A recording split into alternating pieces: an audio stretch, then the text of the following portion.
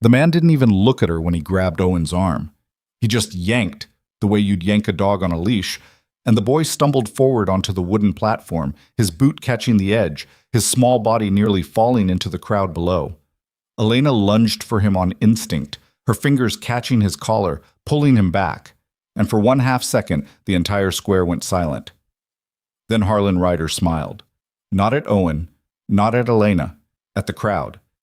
Like this was entertainment, like two human beings standing on an auction block in the middle of Redstone Crossing on a Tuesday morning was just another item on his schedule between breakfast and lunch. Elena was 20 years old. She had buried her father 11 days ago, and right now, the man who had taken everything from her family was about to take the last two things that remained. If you've ever stood somewhere and realized the whole world had turned against you at once, you already know what her hands felt like in that moment. Shaking. And still. Before we go any further, if this story already has your heart beating faster, please hit that subscribe button right now and ring the notification bell so you never miss what comes next. Drop a comment telling me what city or country you're watching from. I want to see exactly how far this story travels. And if you feel something in the next few hours, hit that like button. It means more than you know. Now, let's go back to where it all began. The morning they lost the ranch, Elena was still in the barn. She'd been up since 4, the way she always was, the way her father had taught her to be. Mornings on Mercer land started with the horses before they started with anything else. That was the rule. Had been the rule her whole life. Her father, Thomas Mercer, used to say that a horse could tell you more about the kind of day you were going to have than any almanac ever printed. If they were calm, you were fine. If they were restless, you paid attention. That morning, every single horse in the barn was restless. She should have listened. She was brushing down the gray mare, the one Owen had named Clover for reasons only a 10-year-old could fully explain, when she heard the sound of wagon wheels on the main road. Multiple wagons, moving slow, the kind of slow that isn't leisurely, the kind of slow that means someone is taking inventory. Elena set the brush down and walked to the barn door. There were 3 wagons, and behind them, on a black horse that cost more than everything the Mercer family owned combined, sat Harlan Ryder. She had seen Ryder exactly twice in her life before that morning. Once at the county assessor's office in town, standing beside a man in a gray suit while her father signed papers at a small table in the corner. And once at her father's funeral, standing at the back of the crowd with his hat in his hands, his expression perfectly calibrated to look like respect. She had known, even then, that he wasn't there to mourn. He was there to count the days. Thomas Mercer had died of a stroke 6 weeks after signing that loan agreement. The doctor said it was the stress. Elena knew it was the shame. Her father had been a proud man, maybe too proud, in the way that men of his generation confused pride with stubbornness. And he had signed that agreement without reading every line because he hadn't wanted to admit that he needed help understanding it. Ryder's man in the gray suit had counted on exactly that. The loan carried a clause buried on the 3rd page, paragraph 7, written in language that a frontier school teacher would have struggled with. It stated that in the event of the primary borrower's death before repayment, all assets, land, livestock, structures, and all persons residing on the property who had been listed as dependents in the county record could be seized as collateral. Persons residing on the property. That was the sentence. 11 words. And it had taken Elena 3 full readings before she understood what it meant. It meant her. It meant Owen. It meant Ryder had found a way to own them on paper before he ever showed up at their door. She stepped out of the barn that morning with hay still in her hair and her work gloves tucked into her belt, and she watched Ryder dismount from his horse with the unhurried confidence of a man who had never once been told no and survived it. 2 of his men were already walking the fence line, one of them carrying a clipboard, the other holding a length of rope that he was coiling and uncoiling in his hands like it was nervous energy, or like it was a reminder. Miss Mercer. Ryder touched the brim of his hat. He had a voice like creek water in late summer, smooth on the surface, low enough to hide what was underneath. I imagine you've had some time to review your father's affairs. I have, she said. She kept her voice flat. She had practiced that the night before, standing in the kitchen while Owen slept, rehearsing exactly how she was going to sound when this moment came. Not angry, not scared, just flat. And I imagine you know what I'm going to say. I imagine you're going to tell me this isn't legal. I'm going to tell you it isn't right. He smiled at that. Not a mean smile, which almost would have been easier to take. It was a patient smile. The smile of a man who had heard the word right from enough desperate people that it had stopped meaning anything to him years ago. Miss Mercer, he said, a great many things in this world aren't right. That hasn't generally been found to be a persuasive legal argument. Owen appeared in the doorway of the house behind her. He was still in his sleeping clothes, his dark hair going every direction, rubbing his eyes with both fists the way he always did in the morning. He saw the wagons, he saw the men, and he stopped rubbing his eyes. "Ellie," he said. "Go back inside, Owen." "Ellie, what's—" "Owen." She said it quietly, but with the full weight of every morning she had gotten up before him so he could sleep a little longer. Every meal she had made sure he ate before she ate. Every bad dream she had talked him through in the dark, without letting him see that she was scared too. He went back inside. The door clicked shut behind him. Ryder watched this with what might have looked like sympathy on a different face. "I don't take pleasure in this," he said. "Yes, you do." That landed somewhere. A small muscle moved near his jaw, just once, and then it was gone. "The paperwork is in order. The county sheriff has been informed. You and the boy are to accompany my men to Redstone Crossing, where the matter will be settled according to the terms of the agreement." He paused. "You're welcome to bring personal items that are not listed in the asset inventory. I'm not unreasonable." She wanted to say something that would matter, something that would crack whatever he'd built around himself over however many years of doing things like this to people like her family. She stood there for 10 full seconds, searching for those words. She didn't find them, because there aren't words for that moment. Anyone who's ever had something taken from them that they couldn't fight back against without losing even more, they know. You go quiet. Not because you're defeated, because you're calculating, because you're storing it somewhere deep, in a place that anger can't reach and despair can't touch, and you're telling yourself, not now, but not never. She turned around and walked back into the house to pack. But the ride to Redstone Crossing took most of the morning. Elena sat in the back of one of Ryder's wagons with Owen pressed against her side, his arm looped through hers with both hands, the way he used to hold on to their father's arm when he was younger, and the world felt too big. She didn't talk much during the ride. Owen asked questions. Where were they going exactly? What was going to happen? Was she scared? And she answered each one with the most honest version of the truth she could give a 10-year-old boy. They were going to town. People were going to talk about what to do next. She didn't know yet. And yes, a little. That last one surprised him. She could feel it in the way his grip tightened for just a second. "But you're always the one who isn't scared," he said. "I'm always the one who looks like I'm not scared," she said. "That's different." He thought about that for a while. Then he said, "Papa used to do that too, didn't he?" She looked out at the passing land, at the juniper, and the sage and the red rock she had grown up knowing, as well as her own hands. And she said, "Yeah, he did." Redstone Crossing was the kind of frontier town that had been built quickly by people who weren't sure how long they'd be staying and had never quite gotten around to updating that assessment. The main street was a single long road of packed dirt that turned to mud and rain and dust and drought, lined on either side by buildings that were practical and nothing else. A general store, a feed supplier, a telegraph office, a saloon that was also, unofficially, the town's primary courthouse for matters that nobody wanted to put in official writing.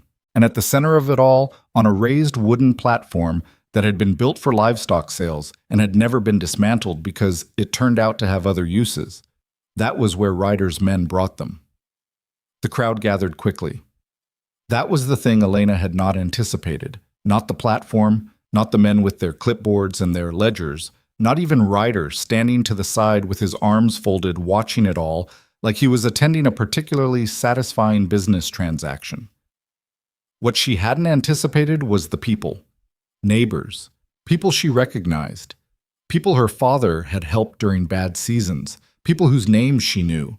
People who had come to the funeral and shaken her hand and said if there was anything they could do. They were standing on the street below the platform, and they were watching. Some of them with their hats in their hands. Some of them looking at the ground. But they weren't leaving. She understood that, on one level. Ryder owned most of the water rights in this valley. He controlled where cattle could graze, which trails stayed open, which families got to sell their stock without paying a toll that made the whole endeavor pointless. You didn't cross Harlan Ryder in the Redstone Valley unless you were prepared to lose everything. And most of these people had already lost enough. Understanding something and bearing it are not the same thing. She stood on that platform with Owen beside her, and she looked at those faces, and she felt something she had never felt before in her 20 years of life. It wasn't anger. It wasn't exactly shame, though it lived in the same neighborhood. It was something closer to grief. The specific grief of seeing exactly how alone you are in a world you thought you knew. Ryder stepped up to address the crowd. He had the tone of a man conducting a legal proceeding, which was, she realized, exactly what he believed this was. He laid out the terms of the debt. He displayed the documents. He explained that the Mercer assets had been appraised, and the remaining balance, after all tangible property had been calculated, was still $62, an amount he was generously offering to resolve through this public arrangement. Generous. He used that word. Elena's jaw ached from how hard she was clenching it. Then Ryder's man, the one with the clipboard, called for opening bids. The silence that followed was the longest silence Elena had ever stood inside. It stretched across the whole square like a held breath. Nobody moved. Nobody spoke. Somewhere down the street, a horse shook its head and its bridle clinked, and that small sound bounced off every wooden building face and came back as an echo. And then a voice from the back of the crowd said, $50. It wasn't a big voice. It wasn't trying to be. It had the quality of a voice that was accustomed to being heard the first time without raising itself. The kind of quiet that has more authority in it than shouting. Elena couldn't see who it belonged to yet, because the crowd was deep and the man was standing well back from the front. Ryder's expression shifted, just slightly. "I'm sorry," he said, with a politeness that wasn't. "Did you say 50? "I did." "The debt stands at 62.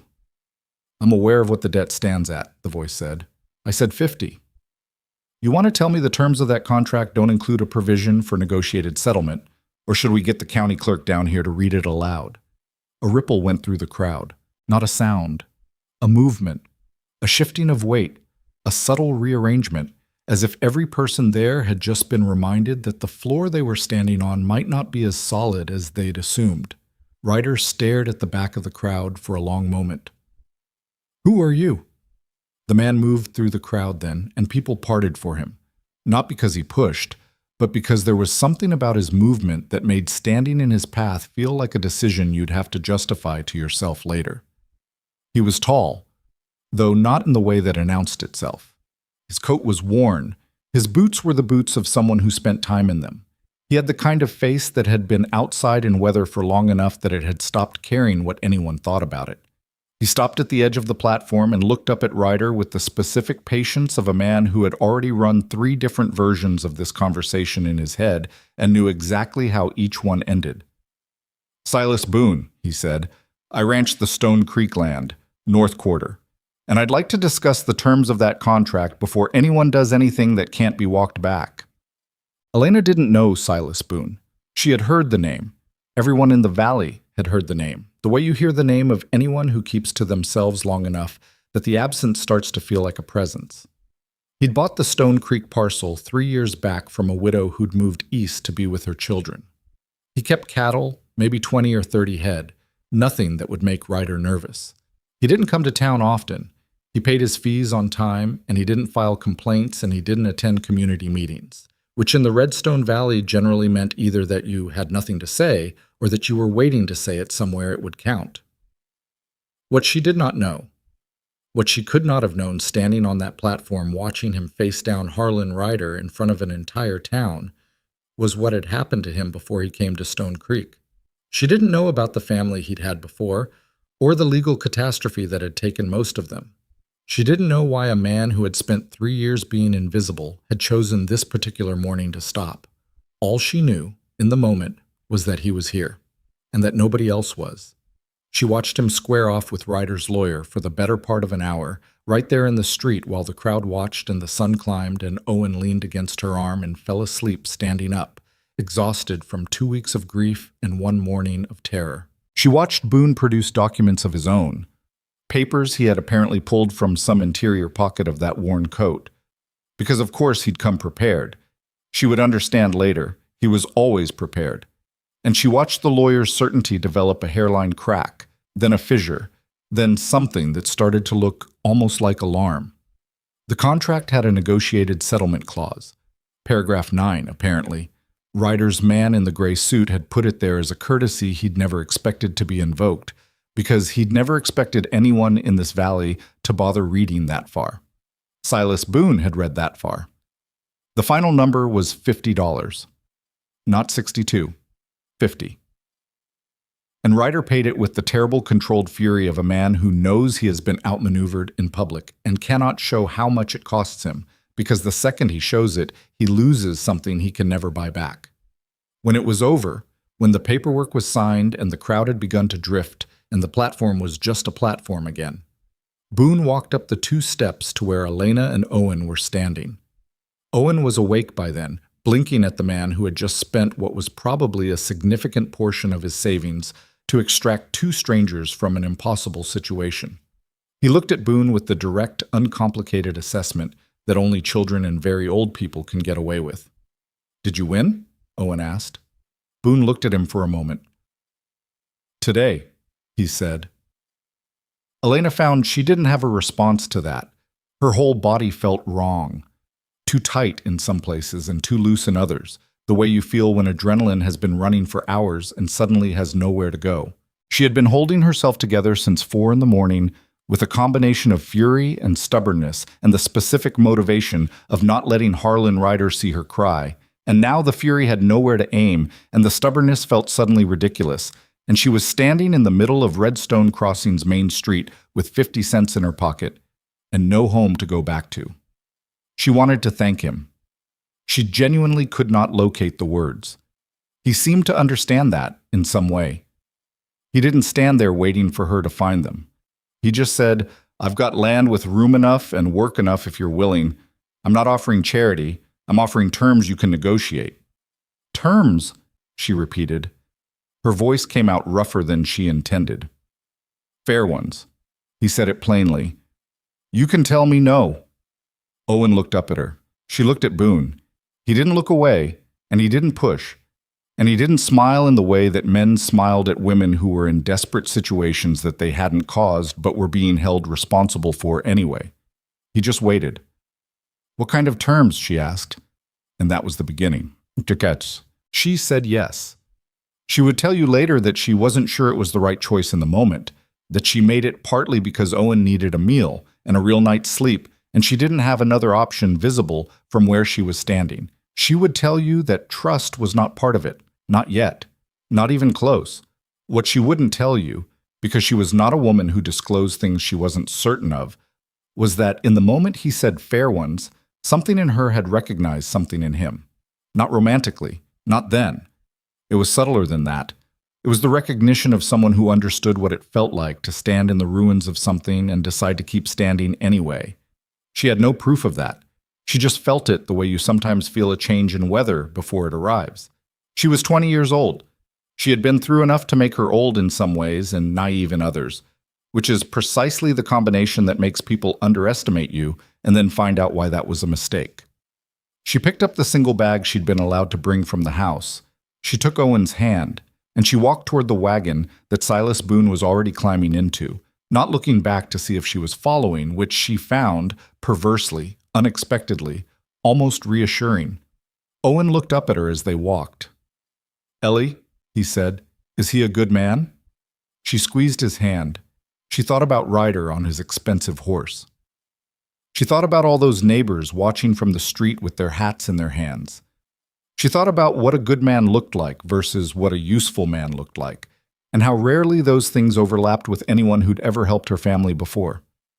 "I don't know yet," she said, "but I think he might be an honest one." Owen considered this with the seriousness that had been settling into him like sediment over the past 2 weeks of loss. Then he nodded, once, like he'd made a decision he intended to stand behind.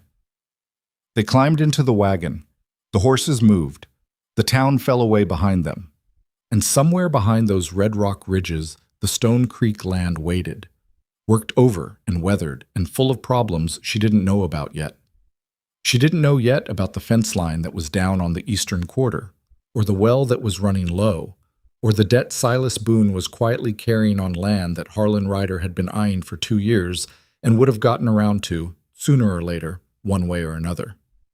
She didn't know that the $50 Boone had spent that morning was almost everything he had. She didn't know that Ryder was already, in the back of a wagon returning to his own property, drafting a list of every way he intended to make Silas Boone regret what had happened in that square. She knew only the road ahead and the boy beside her and the worn-coated man driving the horses forward without hurry into country that had nothing easy in it.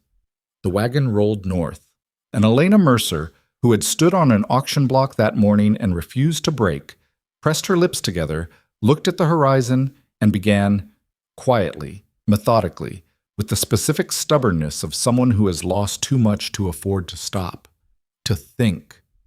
The Stone Creek Ranch did not look like salvation. Elena had not expected it to. She had spent the wagon ride north talking herself out of any version of hope that involved the word relief. Because relief was what you felt when something was over, and nothing about her situation was over. She kept her expectations at the level of functional, a place to sleep, work to do, ground under her feet that wasn't an auction platform. And even then, pulling up the long dirt track toward Silas Boone's property in the late afternoon, she found herself revising downward. The main house was standing, which was the best she could say for it immediately. It had a porch that sagged on the left side, a chimney that had been repaired at some point with a different color of mortar, and 2 windows on the front face that had been covered with oilcloth where the glass had apparently given up. The barn behind it was in better shape than the house, which told her something about the man's priorities without him needing to say a word.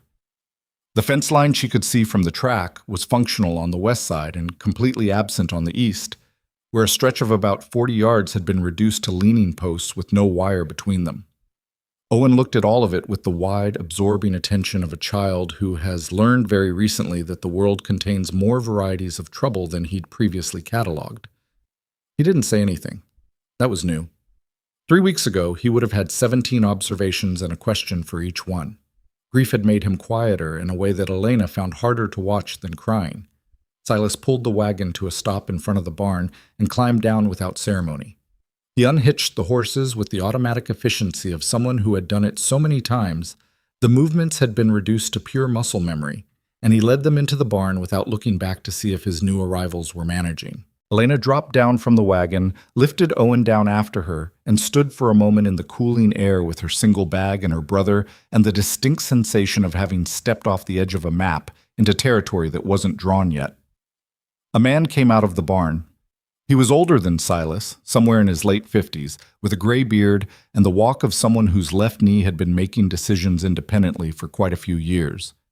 He looked at Elena and Owen with the expression of someone who had been told something was coming and had formed an opinion about it before it arrived. "Hector," Silas said from inside the barn, "this is Elena Mercer and her brother Owen. They'll be staying." Hector looked at Elena. He looked at Owen. He looked back at Elena. "You cook?" he said. "Yes," she said. "You complain?" She looked at him steadily. "About things that are worth complaining about." Something shifted in his expression, not warmth exactly, but a slight recalibration, like he'd set a number and she'd come in close enough to it that he was willing to continue the experiment. "Kitchen's in the house," he said. "Flour's low. Silas doesn't notice things like that." "I heard that," Silas said. "You were supposed to," Hector said, and walked back into the barn. That was her introduction to Stone Creek Ranch. No ceremony, no speech, no promise of anything beyond flour that needed replacing, and a kitchen that was apparently in the house that had the sagging porch. She picked up her bag, took Owen's hand, and went to find out what she was working with. The kitchen was the best room in the house, which was something. It was clear that whoever had lived here before, and she would learn later it had been Silas himself for 3 years, and before him the widow who'd moved east, and before her a family whose name the land seemed to have forgotten, had understood that the kitchen was where a house actually lived or died. The stove was good iron, well seasoned. The table was solid. The shelves were organized with the particular logic of someone who lived alone and had arranged things for his own use with no consideration of whether it made sense to anyone else, which meant she would need to reorganize everything. But the bones were there. Owen found a 3-legged stool in the corner and sat on it and watched her open cabinets with the systematic attention of a general assessing a new position. "It's okay," he said finally. "It'll do," she said. "That's not what I said." She glanced at him. He was looking around the kitchen with something almost approaching interest, which was more animation than she'd seen in his face since before their father died. She filed that away. "The barn's bigger than ours was," he said. "I noticed. Can I go look at the horses?" She paused with her hand on a cabinet door. A week ago, she would have said yes without thinking. Now she found herself running through a rapid, involuntary calculation. Where is this man? What do we actually know about him? How far are we from anywhere? Before she caught herself doing it and was annoyed, because this was exactly the kind of thinking that, if she let it run unchecked, would make it impossible to do anything at all. "Stay where I can see the barn door from the window," she said. He was gone before she finished the sentence. She stood alone in the kitchen for the first time and let herself take 2 or 3 breaths that were just breaths, not performance, not endurance, just the biological necessity of oxygen. The afternoon light came through the window at an angle that caught the dust still hanging in the air from their arrival. It wasn't beautiful. It was just light. But she stood in it for a moment anyway before she turned back to the shelves. She found the flour situation worse than Hector had indicated. She found coffee, at least, half a tin, which would last a few days if she was careful. She found dried beans, salt pork, some root vegetables in various stages of commitment to the idea of remaining edible. She found a cast iron skillet that had seen decades of use and was better for it. She made a mental inventory of what was there and a separate mental list of what needed to be in town within the week, and then she started supper with what she had because you always started with what you had. That was the first thing her mother had ever taught her in a kitchen, and it was the most useful lesson that had survived everything else. Silas came in when the light outside had gone orange. He stood in the doorway of the kitchen for a moment like he wasn't sure of the protocol for entering his own room now that someone else was using it. He had washed his hands and face at the pump outside. She could tell from the damp at his collar. He looked at what she'd assembled on the stove, and then at her. "You didn't have to do that tonight," he said. "We all need to eat," she said. "The terms you mentioned, I'd like to discuss them." He pulled out a chair and sat at the table with the straightforward manner of a man who didn't require a preamble. "All right. You said fair ones. What does that mean specifically?" "It means you and Owen stay here. You have a room each. You work the ranch alongside Hector and me. I'm not going to put a dollar figure on it right now because we don't know yet what the work looks like from week to week. It changes. But what you put in, you get back. That's the principle. And you're free to leave whenever you choose." She stirred the pot. "Free to leave? You said that in town too." "Because it's true." "With what?" She said it without aggression. It was a practical question. "We left with 1 bag. Owen has a coat that's going to be too small in 2 months. If we walked out of here tomorrow, we'd walk back to nothing. That's why I said whenever you choose, not right now." He said it evenly. "I'm not dangling anything over you, Miss Mercer. You came here with nothing because a man took what was yours. That's not a debt you owe me. That's a fact about what happened." She looked at him then, really looked at him for the first time since the square, with something other than the tunnel vision of immediate crisis directing her attention. He was looking back at her with the same direct, unhurried steadiness he'd had in front of Ryder's lawyer, the quality of a person who had decided long ago that pretending to feel things he didn't feel was an inefficient use of time. "Why did you do it?" she asked. "Today. You didn't know us." He was quiet for a moment. Not the silence of someone looking for a diplomatic answer, the silence of someone locating the accurate one. "I knew your father," he said. "Not well. We talked twice, maybe 3 times, at the feed supplier in town. He was a decent man who got handed a document he trusted without understanding it. I've seen that happen before. He paused. And I know what Ryder does with the things he acquires. The way he said that last sentence, with a flatness that wasn't cold but settled, like a stone placed on a table, told her that he was carrying specific knowledge behind it, not speculation. She didn't ask what he meant. Not yet. There was a sequence to trust, and they were still at the very beginning of it. I don't do gratitude well, she said. Fair warning. I don't need gratitude with sis, he said. I need someone who can manage the east fence line before the weather turns, because Hector's knee won't hold up to it, and I can't be in 2 places at once. She looked back at the pot. I can do fence line. I figured, he said. Owen appeared in the doorway, boots muddy from the barn, with a look of concentrated excitement that had been completely absent from his face for weeks, and that made Elena's chest do something involuntary and inconvenient. The roan in the second stall, he said, directing this at Silas with the seriousness of someone reporting an urgent situation, has a bruise on her left front fetlock. Did you know that? Silas looked at him. I knew. She stepped wrong on the rocky ground last week. You have a good eye. Owen processed this the way he processed all serious information, with a brief stillness and then a slight nod. I can help with her if you want. I know how to do cold wrapping. Papa taught me. Then after supper, Silas said, you can show me. It was not a dramatic moment. Nothing about it was cinematic, just a man and a boy talking about a horse in a kitchen doorway while a woman stirred a pot of beans on an old iron stove. But Elena felt it happen anyway, felt the slight shift in the weight Owen was carrying. Not gone. Grief doesn't shift in one evening, but redistributed just slightly, the way you adjust a load so that one shoulder isn't bearing the full cost anymore. She put supper on the table. The 4 of them ate without a great deal of conversation, which she would come to understand was the normal rhythm of meals at Stone Creek, and she cataloged what she observed the way she cataloged everything, quietly, completely, storing it for use. Hector ate fast and without complaint, which was the highest compliment he apparently offered. Silas ate the way he seemed to do everything else, without hurry. Owen ate an alarming amount for a 10-year-old, which she noted with relief because he'd barely been eating for 2 weeks. After supper, Owen went to the barn with Silas.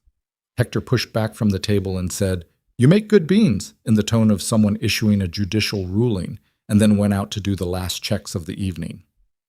Elena cleared the table and washed the dishes in the basin and stood at the window looking out at the barn, the light visible through the cracks in the siding, the sound of Owen's voice carrying faintly across the yard. She was still scared. She wanted to be precise about that, inside her own head, where precision was possible. She was not safe. She was not settled. She had moved from one uncertain situation into a different uncertain situation with a man she did not know on land she had never seen before today, and everything could still go wrong in 100 different ways, and she had essentially no ability to stop any of them. But Owen was talking about a horse, and there was a roof, and she had work to do starting tomorrow. She washed the last dish and put it on the shelf and decided that was enough to work with for tonight. The work started before sunrise the next morning, and it was not gentle. Hector woke her by knocking once on the door of the small room she'd been given. A narrow space with a cot, a hook on the wall, and a window that faced east, and saying through the door, "Sun's coming," and that was apparently the full extent of Stone Creek's morning ritual. She was dressed and in the barn in 15 minutes, which she could tell from Hector's expression was acceptable but not impressive, and she filed that away as useful information too. The east fence situation was worse than it had looked from the wagon track. 40 yards of missing wire was the part you could see from a distance. Up close, walking the line with Silas that first morning, she found posts that had rotted at the base, a section where something large had walked directly through without much resistance, and evidence that the damage was older than one incident, that this part of the line had been deteriorating for a while and had only recently crossed the threshold from bad to collapsed. How long has it been like this? She asked. The rot started about a year back. The breakthrough was 3 weeks ago. What came through? Ryder's cattle, he said, without drama, just information. She stopped walking. He took 2 more steps and then stopped too, not turning around immediately, giving her a moment to process what that meant. "He's been running cattle onto your land," she said, "3 times that I've found evidence of. Probably more. And you haven't—" She stopped herself because the question she was about to ask, "Why haven't you done something?" was the kind of question that assumed she knew everything about the situation, and she didn't. She knew almost nothing. "What's the play here?" she said instead. Now he turned. "Until now, the play has been fixing fence as fast as he breaks it and not giving him a reason to escalate. He doesn't need a reason. He does what he does because nobody stops him." "I know that." "Then why are you still—" "Because I'm one man with one hired hand and limited resources, Miss Mercer," he said, with a patience that was fraying just slightly at the edges. "And picking a fight I can't win yet is a good way to lose the ground I've managed to hold." Yet. She heard that word. She was fairly sure he'd intended her to. She looked at the broken fence line. She looked at the posts. She thought about paragraph 7 and what a document could do when nobody bothered to read it all the way through. She thought about the water rights she'd heard Ryder mention offhandedly in town, about how he controlled the irrigation flow to 1/3 of the valley's ranches through an agreement that everyone knew was unjust and nobody had ever successfully challenged. "You need wire," she said. "I need about 100 things," he said. Wire is near the top." "Then let's start there." She was not, it turned out, wrong about knowing how to do fence line. Her father had taught her the same way he'd taught her most physical work, not by explaining it first, but by handing her the tool and correcting her grip while she was already using it. She knew how to drive a post, how to tension wire without snapping it, how to read the ground for what would hold and what would sink. What she did not know was how to do it with the specific constraint of Stone Creek's available materials, which meant improvising at 3 separate points in a way that was going to hold through winter if they were lucky, and through spring if they weren't. Owen helped where he could. She'd made him stay close to the buildings the first 2 days, until she understood the layout of the land well enough to know which areas were safe and which weren't, and he'd push back on this with a quiet stubbornness that was so thoroughly their father's that she'd had to look away for a moment. By the 3rd day, she let him run wire with her, and by the end of that week he was hauling posts with Hector while making apparently an extremely detailed inventory of every tool in the barn and its condition, which Hector had not asked for and found, based on his expression, both unnecessary and somehow correct. It was hard work. Her hands blistered in the first 2 days, and then the blisters hardened into the beginning of calluses. Her shoulders ached in the evening in a way that was different from the ache of grief. More specific, more located in her body, in some ways easier to understand. She fell asleep before she meant to most nights, sitting on the edge of the cot, still pulling off her boot, which she hadn't done since she was small. She learned the land. She learned which parts of it were solid and which parts were treacherous in ways that had nothing to do with their surface appearance. She learned that the well on the south side was running lower than it should be for this time of year. And she learned from Hector that this was because the upstream water channel that fed it had been gradually, quietly, systematically redirected. Not by nature, but by the position of a dike that Ryder's men had built on a tributary 2 seasons back, in a location that was technically within Ryder's land boundary, but that was clearly engineered to reduce the flow downstream. "Has anyone filed a complaint?" she asked Hector. Hector looked at her with the expression he used when someone asked a question that was too innocent for the situation. 3 families filed complaints 2 years ago, he said. 2 of them lost their water access entirely within 6 months, because Ryder had documentation that the original water rights agreements weren't recorded correctly and were therefore void. The 3rd family left the valley. She thought about that for a long time. She thought about it in the evenings when Silas went over the ranch accounts at the kitchen table, a process she was not invited to and did not intrude on, but that she could observe from across the room. And what she observed was that the numbers were closer than they should have been for a man who'd been ranching this land for 3 years.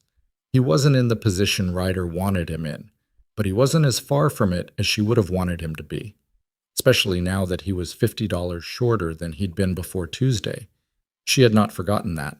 She thought about it differently now that she understood the land a little better, now that she could see what $50 meant here, in this specific context, on this specific operation that was already running without any margin for error. You spent almost everything, she said one evening. Not an accusation, an observation. He didn't look up from the ledger. I know what I spent. I want you to know that I understand what that means. She said it carefully. Not as an obligation, as information. He looked up then. He had a way of pausing before he spoke that she'd come to recognize as genuine consideration rather than performance of it. The work you're doing on that fence is already worth more than $50, he said, and you've been here 9 days. I'm not trying to settle a debt. Neither am I. He looked back at the ledger. We're just doing the work. She let it sit there. It was enough for now. What was not enough, what was becoming clearer with every week that passed, was that the work alone wasn't going to solve the larger problem. Because Ryder had not forgotten about Redstone Crossing Square. She could feel his absence from their direct vicinity as a temporary thing, like a held breath. He had been embarrassed in front of his valley, in front of people he expected to control, and embarrassment in a man like Ryder didn't dissipate. It organized.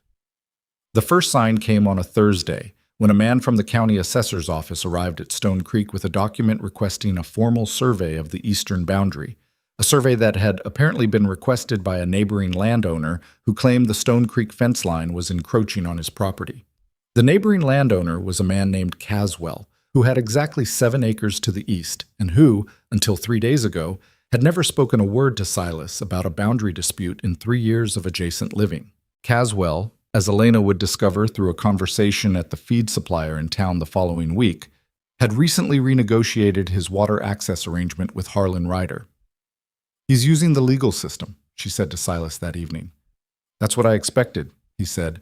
The survey could take weeks, and while it's pending, we can't extend the fence line east, he said. I know, he's boxing us in. He set down the document. He did the same thing to the Pryor family 2 years ago. By the time the survey was complete, they'd lost grazing rights to the eastern meadow and couldn't sustain the herd size they needed to make the ranch profitable. The Pryor family, she said. Are they still in the valley? No. She sat with that. Then she said, who else has he done this to? Specifically, who's still here? He looked at her. Why? Because I want to understand what we're actually dealing with. Not just us, the whole pattern. How many ranches? What methods? What he got and what he didn't get? She paused. You said yet last week. You said you were waiting to pick a fight you couldn't win yet. I want to know what yet means. What does winning look like? He was quiet for longer than usual this time, long enough that Hector, who was sitting in the corner pretending not to listen, glanced up from the harness he was mending. I don't know yet, Silas said finally. I've been working on that question for 2 years. Then let's work on it together, she said, because I think he's going to push harder now. I think this survey is the beginning of a series of things, and I think if we just keep reacting to each one individually, we're going to lose ground faster than we can replace it. He looked at her with the particular expression she had not yet fully decoded. It was not admiration exactly, and not surprise exactly, and not quite wariness. It was something more like the look of a man who had been carrying a specific problem for a long time alone and had just heard someone else describe it accurately from the outside, which is a different feeling from being understood and in some ways a more disorienting one. I'm listening, he said. She pulled out the sheet of paper she had brought to the table. She had been making notes for 4 days, working backward from everything Hector had told her and everything she'd observed, building a picture, and she set it on the table between them. Start with the water, she said. The survey notice was just the beginning. 9 days after it arrived, 2 of Ryder's men rode the fence line on the western side of Stone Creek property. Just rode it, slow and deliberate, in full view of the house, not saying anything, not stopping, just making a circuit that took them close enough to the barn that the horses inside shifted and stomped. Hector watched from the barn door with his arms crossed. Owen watched from the porch, very still, until Elena came out and put a hand on his shoulder and said, "Come help me with supper," without taking her eyes off the 2 riders. "Who are they?" Owen asked quietly. "Men who work for the man from town," she said. "Come on." He didn't move for another moment. He was watching the riders with an expression she had not seen on him before. Not fear, but something that was trying to decide whether it was going to become fear or something else. Then he turned and went inside. She stayed on the porch until the riders reached the end of the fence line and turned and rode back the way they'd come, unhurried, and disappeared around the ridge. Then she went inside too. She kept her hands steady and her face neutral through supper and through the dishes and through Owen's bedtime. And it was only when the house was quiet and the lamp in the kitchen was low that she sat at the table alone and let herself feel what the afternoon had actually felt like, which was like standing on the auction block again, except this time the platform was an entire piece of land, and the crowd watching in silence was larger. She was not going to let him do to Stone Creek what he had done to her father's ranch. She was not going to watch Silas Boone's 3 years of work get reduced to a line item in Ryder's ledger while the valley stood around with their hats in their hands. But she also understood more clearly now than she had in town what they were up against. Ryder wasn't coming at them with obvious force. He was doing what he had always done, using documents and legal maneuvers and social pressure and the quiet, steady application of economic suffocation until the target had no choices left. He was methodical, and he was patient, and he had resources that dwarfed anything on this side of the ridge. What he did not have, Elena thought, sitting in Silas Boone's kitchen in the dark with a sheet of notes and a particular kind of anger that had nowhere to be yet but was getting better organized by the day. What he did not have was someone who was mad enough and had lost enough and understood enough about how documents actually worked when you read them all the way through. She pulled the lamp a little closer and went back to her notes. She wrote down the names of every ranch family Hector had mentioned. She wrote down the water situation as she understood it, the upstream dike, the redirected tributary, the access agreements that Ryder had voided through the documentation gap. She wrote down the survey request and the question it raised about whether the county boundary records matched the physical fence line and whether anyone had ever formally recorded the original Stone Creek boundary in a way that would hold up. She wrote down one other thing at the bottom of the page and looked at it for a long time. The water connects all of them. If there was another source, if the tributary could be reached from the mountainside above Ryder's dike, it wouldn't matter what he controlled downstream. She didn't know yet if that was possible. She didn't know the mountain topography. She didn't know if the water table ran that way, or what it would cost to find out, or who she'd need to talk to. She had a lot of not knowing still in front of her, but she had learned something in 20 years that Harlan Ryder apparently hadn't, because he kept underestimating the people he was trying to crush. She had learned that not knowing something and not being able to learn it are two completely different problems. She blew out the lamp and went to bed. Outside, the Stone Creek land lay quiet in the dark, the fence line she had rebuilt on the east side holding against whatever the night brought, the horses settled in the barn, the mountains to the north standing the way they had been standing for longer than anyone in this valley could remember. The water was up there somewhere. She could feel it the way she had felt the weather coming the day Ryder rode up to her father's barn. Something in the particular quality of the air, something that had nothing to do with certainty and everything to do with the specific stubbornness of someone who has already lost too much to stop looking. She slept, and she did not dream of the auction block. She dreamed of maps. The maps were not easy to find. Elena had assumed, naively, she admitted to herself later, that someone in the Redstone Valley would have done a proper topographic survey of the mountain watershed at some point in the last 30 years. Someone official. Someone with instruments and a mandate and the kind of patience that produced documents you could actually use. She had assumed this because it was the logical thing to have done, and she had a tendency, which she was working to correct, of assuming that logical things got done. What she found, through 2 trips to the county records office in Redstone Crossing and one uncomfortable conversation with the county clerk, a thin man named Aldous, who managed the impressive feat of being both apologetic and unhelpful simultaneously, was that the mountain watershed had been surveyed exactly once, in 1871, by a territorial cartographer who had done his work in the summer and had therefore missed the seasonal variations that would have told him anything useful, and whose original documents were stored in the territorial capital 3 days' ride away. What she also found on the second trip was something the clerk mentioned almost as an afterthought as she was leaving, the kind of information that gets offered when someone is trying to end a conversation rather than continue it. There was a man named Devereaux, a retired mining surveyor who had come to the valley 8 years ago and had done independent geological work in the mountains north of Stone Creek for reasons that were apparently his own business. He lived on the edge of the valley, past the fork in the North Road, in a house that the clerk described as hard to miss, unfortunately. She rode out there the next morning without telling Silas where she was going, which she recognized was not the right choice but made anyway, because she had learned early that asking permission for things that weren't anyone's business to permit or deny was a habit that, once started, was difficult to stop. Devereaux's house was, as promised, hard to miss. It was not hard to miss because it was large or because it was attractive. It was hard to miss because it appeared to have been built by someone who had strong opinions about the direction of windows and had expressed those opinions without consulting any conventional understanding of architecture. There were 7 windows that she could count from the road, facing in 6 different directions, and the roofline suggested a series of additions that had been made over time by a person whose relationship with right angles was theoretical. She tied her horse to the fence post and knocked. The man who opened the door was somewhere between 60 and ancient, with white hair that he had apparently decided was not his problem, and eyes that were an unsettling pale gray that made her think of water in deep places. He looked at her with the focused attention of someone who spent a lot of time alone and therefore found the appearance of another person genuinely interesting rather than routine. "Mr. Devereaux," she said, "my name is Elena Mercer. I'm told you know the mountain watershed north of Stone Creek." "I know it well enough," he said. "Who told you? The county clerk? Aldous?" He made a sound that was adjacent to a laugh. "What did he tell you about me?" "That your house was hard to miss." This time the sound was definitely a laugh.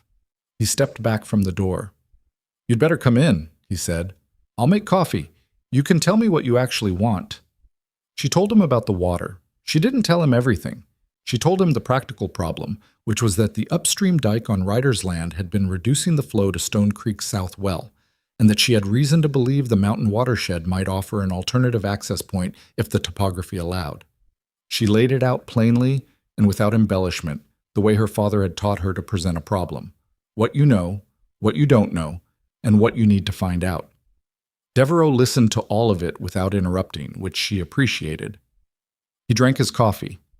He looked at a spot on the wall slightly above her head, which she understood was not rudeness but the posture of someone accessing memory rather than looking at anything present. Then he said, "The north tributary runs above the dike. Everybody in this valley knows that. The question has always been whether you can reach it from the south side of the mountain without crossing Ryder's land. Can you? Depending on where you come from." He set down his coffee. "There's a draw on the west face. Narrow, but a channel could follow it. It would cost you." He paused. "Not a little. A lot. You'd need to move a significant amount of earth and line the channel, and you'd need people to do it who aren't afraid of what Ryder would say when he found out. Would you be willing to survey it? Officially. With documentation that could stand up to a legal challenge?" He looked at her directly now with the full weight of those pale gray eyes. "How old are you?" 20. "How long have you been at Stone Creek?" "Going on 6 weeks." He was quiet for a moment. Then he said, "I've been waiting 8 years for someone in this valley to ask that question. Not about the draw specifically, about the water generally, about why everyone just accepted what Ryder told them about what could and couldn't be done." He picked up his coffee again. "I'm 71 years old, Miss Mercer. My knees are not what they were, but my instruments are, and my documentation holds up in any court this territory has." He looked at his coffee. "When do you want to start?" She rode back to Stone Creek faster than she'd ridden out. Silas was in the barn when she arrived, working on the roan's leg, which had been improving steadily under Owen's twice-daily attention in a way that had noticeably improved Owen's opinion of the world as a place worth engaging with. He looked up when she came in, read her face, and said, "What happened?" She told him about Devereaux. She told him about the draw on the west face. She told him what it would cost, which was significant, and she watched his face work through the numbers in real time. She knew what the ledger looked like. She knew there wasn't a realistic version of this where Stone Creek could finance it alone. "You're thinking about the other ranches," he said. "If the draw can carry enough water, it could serve everyone who's downstream of Ryder's dike. That's at least 4 families I know of, probably more. She stopped. But they'd have to agree to it. They'd have to trust each other enough to invest in something that Ryder would fight. They don't trust each other, he said, or they didn't last time I checked. Last time you checked, nobody had offered them a reason to try. He was quiet for a moment, still holding the compress against the roan's leg. The horse shifted and he adjusted his grip without looking away from Elena. You want me to call a meeting? He said. I want us to call a meeting, she said. Together. On neutral ground. And I want to present this with Devereaux's survey work behind it. So it's not just an idea, it's a documented, viable plan. Ryder will hear about it before the week is out. He hears about everything. I know. He'll move against whoever shows up. I know that too.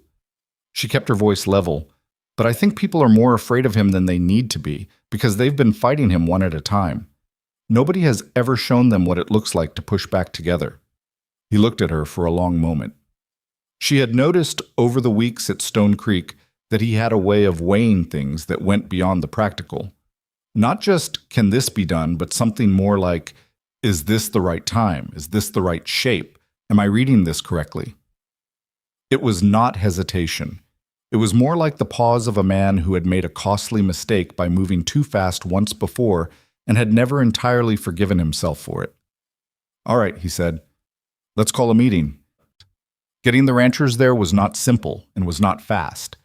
Silas knew most of them by name and some of them by more than that, by the specific shape of their debts to Ryder, by what had been taken from them already and what they were still holding on to by their fingernails. He rode out to 6 different properties over 4 days, and Elena rode with him to 3 of them, and she observed the conversations with the particular attention of someone who is learning the acoustic properties of a new kind of room. The first family they visited was the Garcias, Tomas and his wife Renata and their 3 adult sons, who ran a cattle operation on the southeast edge of the valley that had once been prosperous and was currently surviving on a combination of hard work and the refusal to calculate exactly how close to the edge they were running. Tomas Garcia listened to Silas with the guarded courtesy of a man who had heard proposals before that had cost him when they didn't pan out, and at the end he said, "And what does Ryder do when he finds out we're building this?" "He comes after the project," Silas said. "Legally first, then other ways." "So you're asking me to put my family in front of that?" "I'm asking you to consider whether your family isn't already in front of it," Elena said. Both men looked at her. She had been sitting quietly across the table, and the abruptness of her speaking apparently registered as a slight social irregularity, which she noted and did not adjust. "The dike has been reducing your water flow for 2 seasons," she said. "Your south pasture is running at about 60% of what it should be able to support. I could see it from the road." She wasn't guessing. She'd been watching the land on every ride with the attention of someone who had been doing this since she was old enough to walk fence line with her father. "That doesn't get better. It gets worse, incrementally. Every season he tightens it. You're already in front of it, Mr. Garcia. The only question is whether you fight it now when you still have resources, or later when you don't." Renata Garcia, who had not spoken once during the conversation, said, "She's right." And that, apparently, was that. The second family was harder. The Brennans, Cal Brennan and his son Denny, were in the worst position of anyone in the valley, 2 seasons into a drought cycle that had hit their north pasture harder than most. Cal Brennan was a man who had been beaten enough times that he'd started to organize his life around the expectation of the next blow. He didn't refuse outright. He just found 7 different practical reasons why the timing was wrong, each one of which was plausible on its own, and each one of which, Elena recognized, was the practical mind's way of expressing what the emotional self couldn't quite bring itself to say. "I can't afford to hope for this and have it fail." She didn't argue with him. She said, "Think about it. Talk to Denny. You know where Stone Creek is." She said it without pressure, and she meant it without pressure, because she had learned from watching Ryder that pressure applied to someone already at their limit produces collapse, not cooperation. Denny Brennan, who was 24 and had the look of someone who had been watching his father's certainty slowly flatten for years and was fighting the pull of the same gravity, caught her eye as they were leaving. She held his gaze for a moment and then looked away. She didn't say anything. Neither did he. But she understood that Denny Brennan was a different conversation from Cal Brennan, and that she would have it eventually, and that it would matter. The other families, the Okafor brothers to the west, a widow named Marta Schultz, who held a small horse operation near the North Road, and a young couple named the Prentices who had bought their land the previous year and were still in the first fragile stage of frontier optimism, came in at varying degrees of willingness. The Okafor brothers were in without much persuading, because their water situation was already critical, and they were the kind of men who had calculated the odds and decided that a risky plan was superior to a certain slow failure. Marta Schultz said she'd think about it, and showed up 2 days later with a list of specific questions about the channel gradient that impressed Devereaux considerably when he heard them later. The Prentices were the ones Elena worried about most because they had the least to lose in the immediate term. Their land was newer, their water access not yet fully compromised. And people who have the least to lose right now are often the hardest to convince to risk what they have for a problem that hasn't yet arrived at their door. But the young wife, Cora Prentice, came to the meeting anyway, and she brought her husband, and Elena filed away the reason for that as something she didn't fully understand yet, but that would probably clarify itself in time. The meeting was held at the Stone Creek barn. It was not a comfortable meeting. 10 adults in a space that was primarily designed for horses on a cold evening in late autumn, with a wind moving through the cracks in the siding, with Devereaux's survey laid out on 2 sawhorses that Hector had arranged in the center, and with the knowledge sitting in the back of everyone's mind like a stone in a boot, that Ryder would know about this gathering by morning. Devereaux presented the survey results with the precision of a man who understood that the credibility of everything else in the room depended on his section being unassailable. The draw on the west face was viable. The gradient would carry adequate water flow. The channel would need to be approximately 300 yards long, lined with flat stone over its first 2/3, and would require significant labor. He estimated 12 to 15 working days with multiple teams to complete before the ground froze. The cost, divided among the participating families, was manageable but not comfortable for anyone in the room. Tomas Garcia asked whether they could begin before the survey was officially filed. Silas said no, that the filing needed to come first, because once it was official public record, any attempt by Ryder to challenge the project would be visible to the county administrator and would require him to demonstrate cause, which was harder to manufacture than simple intimidation. Cal Brennan hadn't come. Denny had. He sat near the back and said almost nothing, but he didn't leave. The question that nobody wanted to ask first was finally asked by the elder Okafor brother, a man named Samuel who had the directness that comes from running out of patience with indirection. What does Ryder do when this starts? Concretely, what should we expect? Silas started to answer. Elena said, "Let me." He stopped. She stepped forward. "He'll go legal first," she said. "He'll challenge the filing, probably on the basis of the right-of-way through the draw.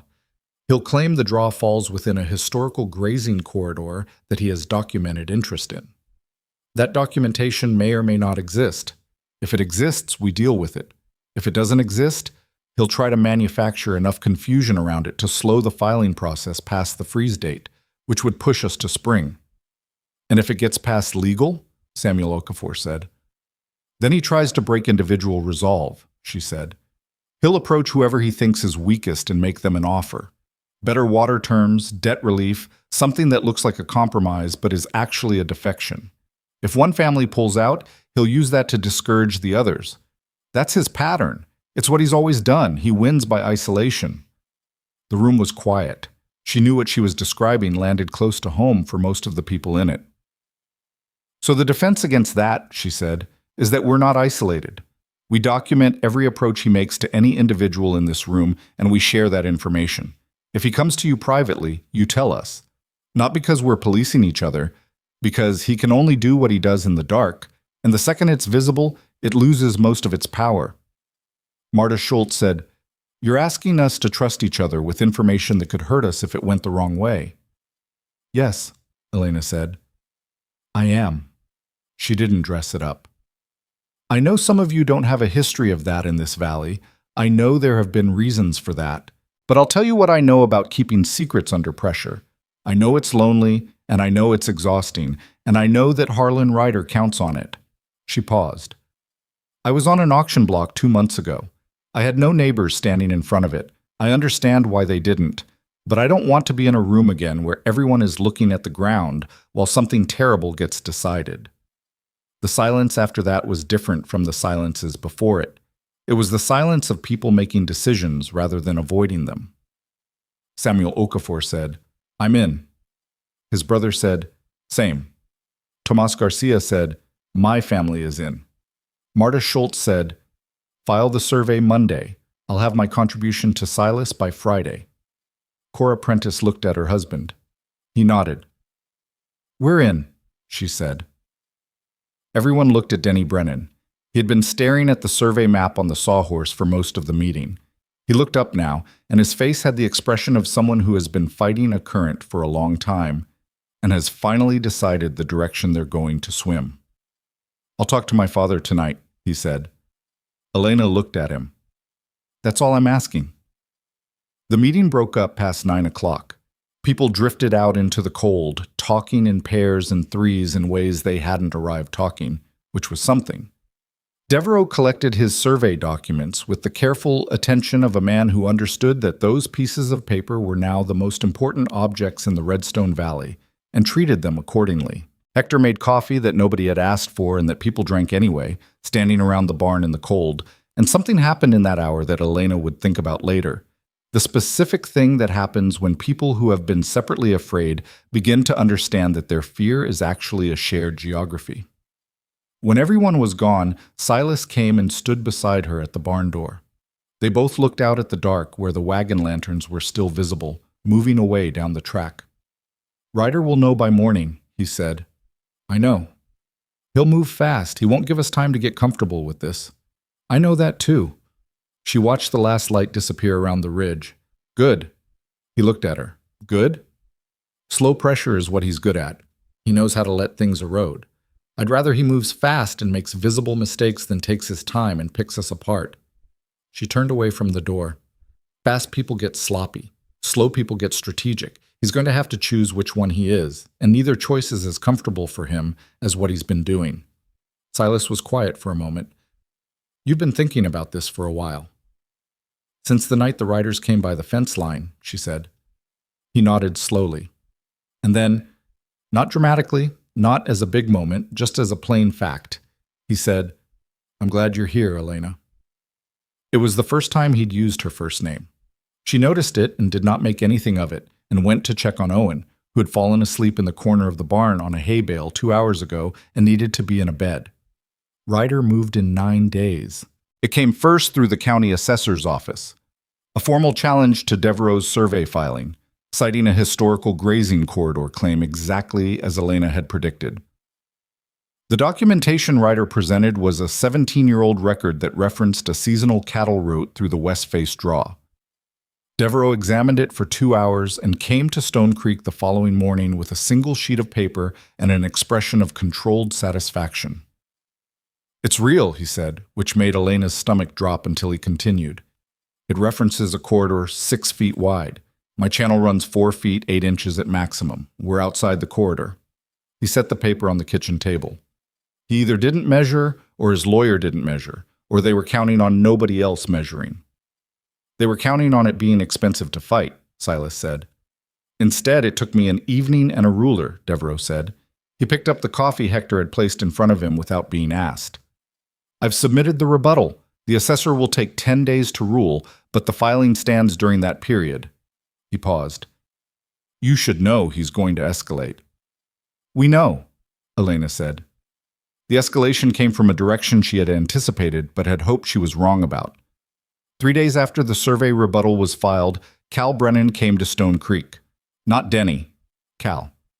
He came in the afternoon without announcement and tied his horse at the post and stood in the yard with his hat in his hands in a way that made Elena, watching from the porch, feel the specific sympathy she felt for someone who was doing something that cost them more than it looked like from the outside.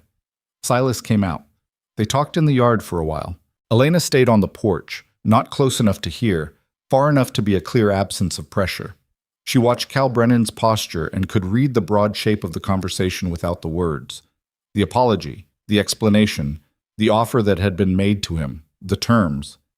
After a while, Silas came back to the porch, and Cal Brennan untied his horse and rode away without looking up. Ryder went to him directly, Silas said. What did he offer? Full water access restoration, a 3-year moratorium on any debt pressure, cash payment that would cover their margin for the winter. She looked at the empty road where Cal had gone. Did Denny know he was coming here? He said he hadn't told Denny yet. She went inside and got her coat. I need to ride to the Brennan place. Elena, I'm not going to pressure him, she said. I'm going to tell Denny what his father was offered before his father tells him a version of it. That's all. The ride to the Brennan property took 40 minutes. She found Denny in their south pasture, mending a section of fence, alone, because Cal had apparently left without telling him where he was going, which meant Denny was currently carrying only his own anxiety about the situation without the specific weight of knowing what his father had done. She told him. She told it plainly and without drama, because she had learned that drama in these conversations was a form of pressure even when it didn't intend to be. Denny sat down on a fence post.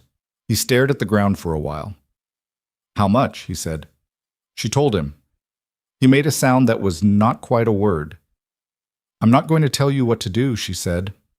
Your family's situation is your business, not mine, but I want you to know that the water plan works without you. It's not going to collapse. And I want you to know that what Ryder offered your father is worth less than it sounds like, because the moratorium ends in 3 years and the debt comes back, and you'll be in the same position you're in now, except that you'll have helped him stop something that might have changed it. Denny was quiet for a long time. A gust came across the pasture, and the wire on the fence section he'd been mending rattled against the post. He should have talked to me first, Denny said. Not about Ryder, about his father. Yes, she said. He should have. Another silence. Then Denny stood up. He picked up his wire tool. He looked at the section of fence, and he looked at Elena, and he said something that surprised her. Not by what it was, but by how certain it sounded for someone who'd been undecided for weeks. Tell Silas we're in, he said. Both of us. I'll handle my father. She didn't ask him how.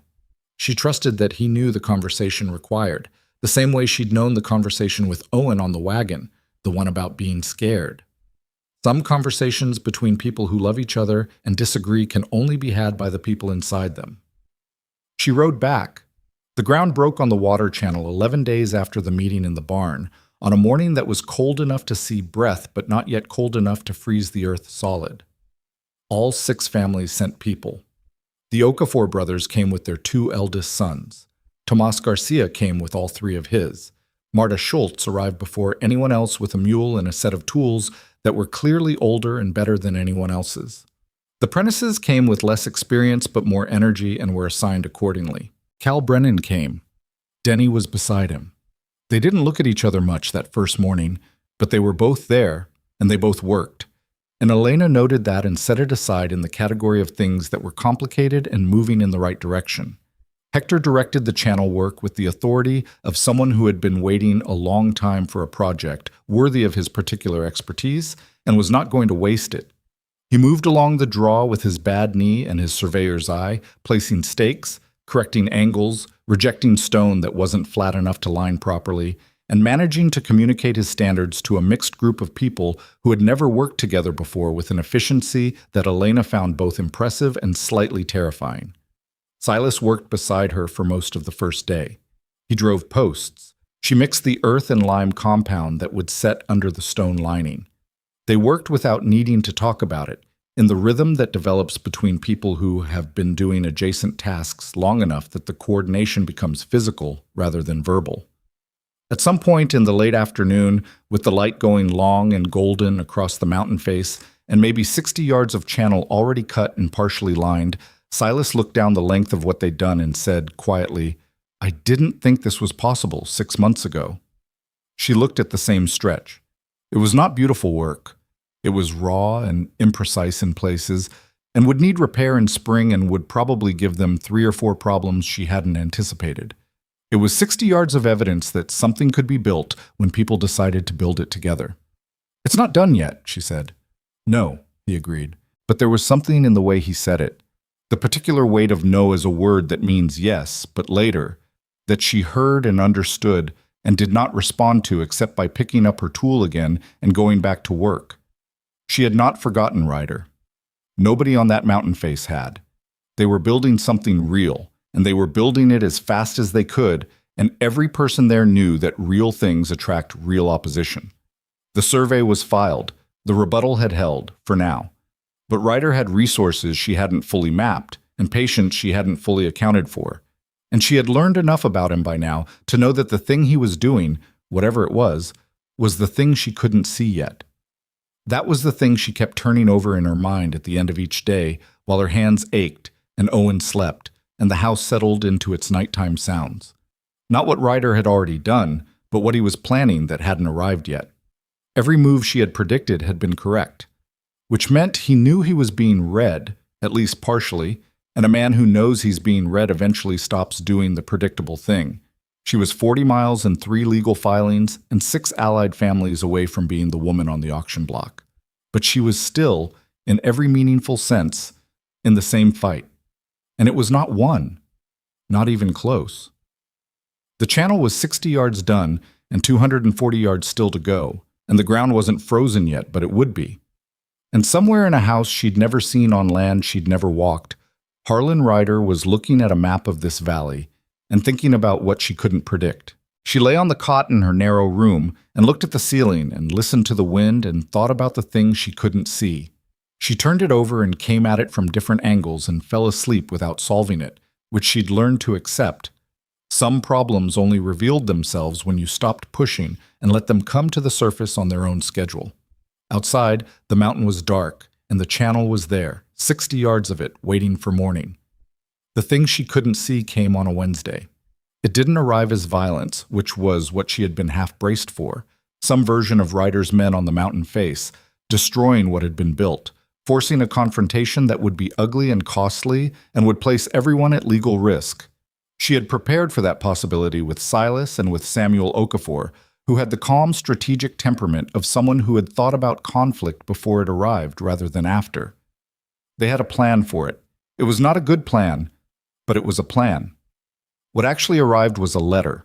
It came to Stone Creek addressed to Silas, delivered by a county rider on a Wednesday morning, while Elena was on the mountain with Hector and a team from the Garcia family working the section of channel that had given them the most trouble, a stretch where the rock face angled in a way that wanted to redirect the water sideways if you didn't line it carefully. She came down at midday for water and found Silas at the kitchen table with the letter open in front of him and his hands flat on the table on either side of it, which was not his normal posture, and which told her before she read a word that it was serious. She read it. It was from a law firm in the territorial capital. It informed Silas Boone that a claim had been filed against the Stone Creek property, asserting that the original land purchase from the previous owner, the widow who had moved east, had been conducted under circumstances that constituted fraudulent misrepresentation. Specifically, that the widow had not held clear title to the property at the time of sale due to an unresolved prior lien held by a creditor whose interest had not been properly disclosed. The creditor, according to the letter, was a holding company named Territorial Grazing Partners. Elena had never heard of Territorial Grazing Partners. She read that name twice, and then she looked at Silas. "Who is Territorial Grazing Partners?" she said. "I don't know," he said. "I've never heard of them." "But you know who's behind it." He was quiet for a moment. "The widow sold to me directly. I paid fair market value. The title transfer was filed with the county. I have all of the documentation." He paused. "But if someone manufactured a prior lien and backdated it convincingly enough, can they do that?" "I don't know what Ryder can do," he said. "I've been finding out the answer to that question for 2 years, and I keep revising upward." She sat down across from him. She read the letter a third time. The claim didn't require them to vacate immediately. The legal process would take months, probably, but it did create a cloud on the title that would make any financial transactions, any formal agreements, any expansion of the operation effectively impossible while it was pending. And while it was pending, the channel project was on land whose ownership was contested. "He doesn't need to win the lawsuit," she said, understanding arriving like cold water. "He just needs the cloud. If the title is in question, the water channel project is on disputed land. The county administrator won't finalize the water rights survey while there's a title dispute. We miss the freeze window. Spring comes. He has 6 months to find other ways to pick apart the coalition. Silas looked at her. Yes. How fast can we finish the channel? Hector thinks 8 more days, working the hours we've been working. The ground freezes in, 12 days? 15 if we're lucky? Somewhere in there. She stood up. Then we finish first. If the water is flowing before the title dispute goes to hearing, the water rights have been exercised. An exercised right is harder to void than a pending one. She was working through it as she spoke, not sure of every step but sure enough of the direction. I need to talk to Devereaux. Today. The law firm will send someone, Silas said. Probably within the week. Someone to assess the property, look at the documentation. Good, she said. Let them come. Every day they spend assessing is a day we're still building. She went back up the mountain.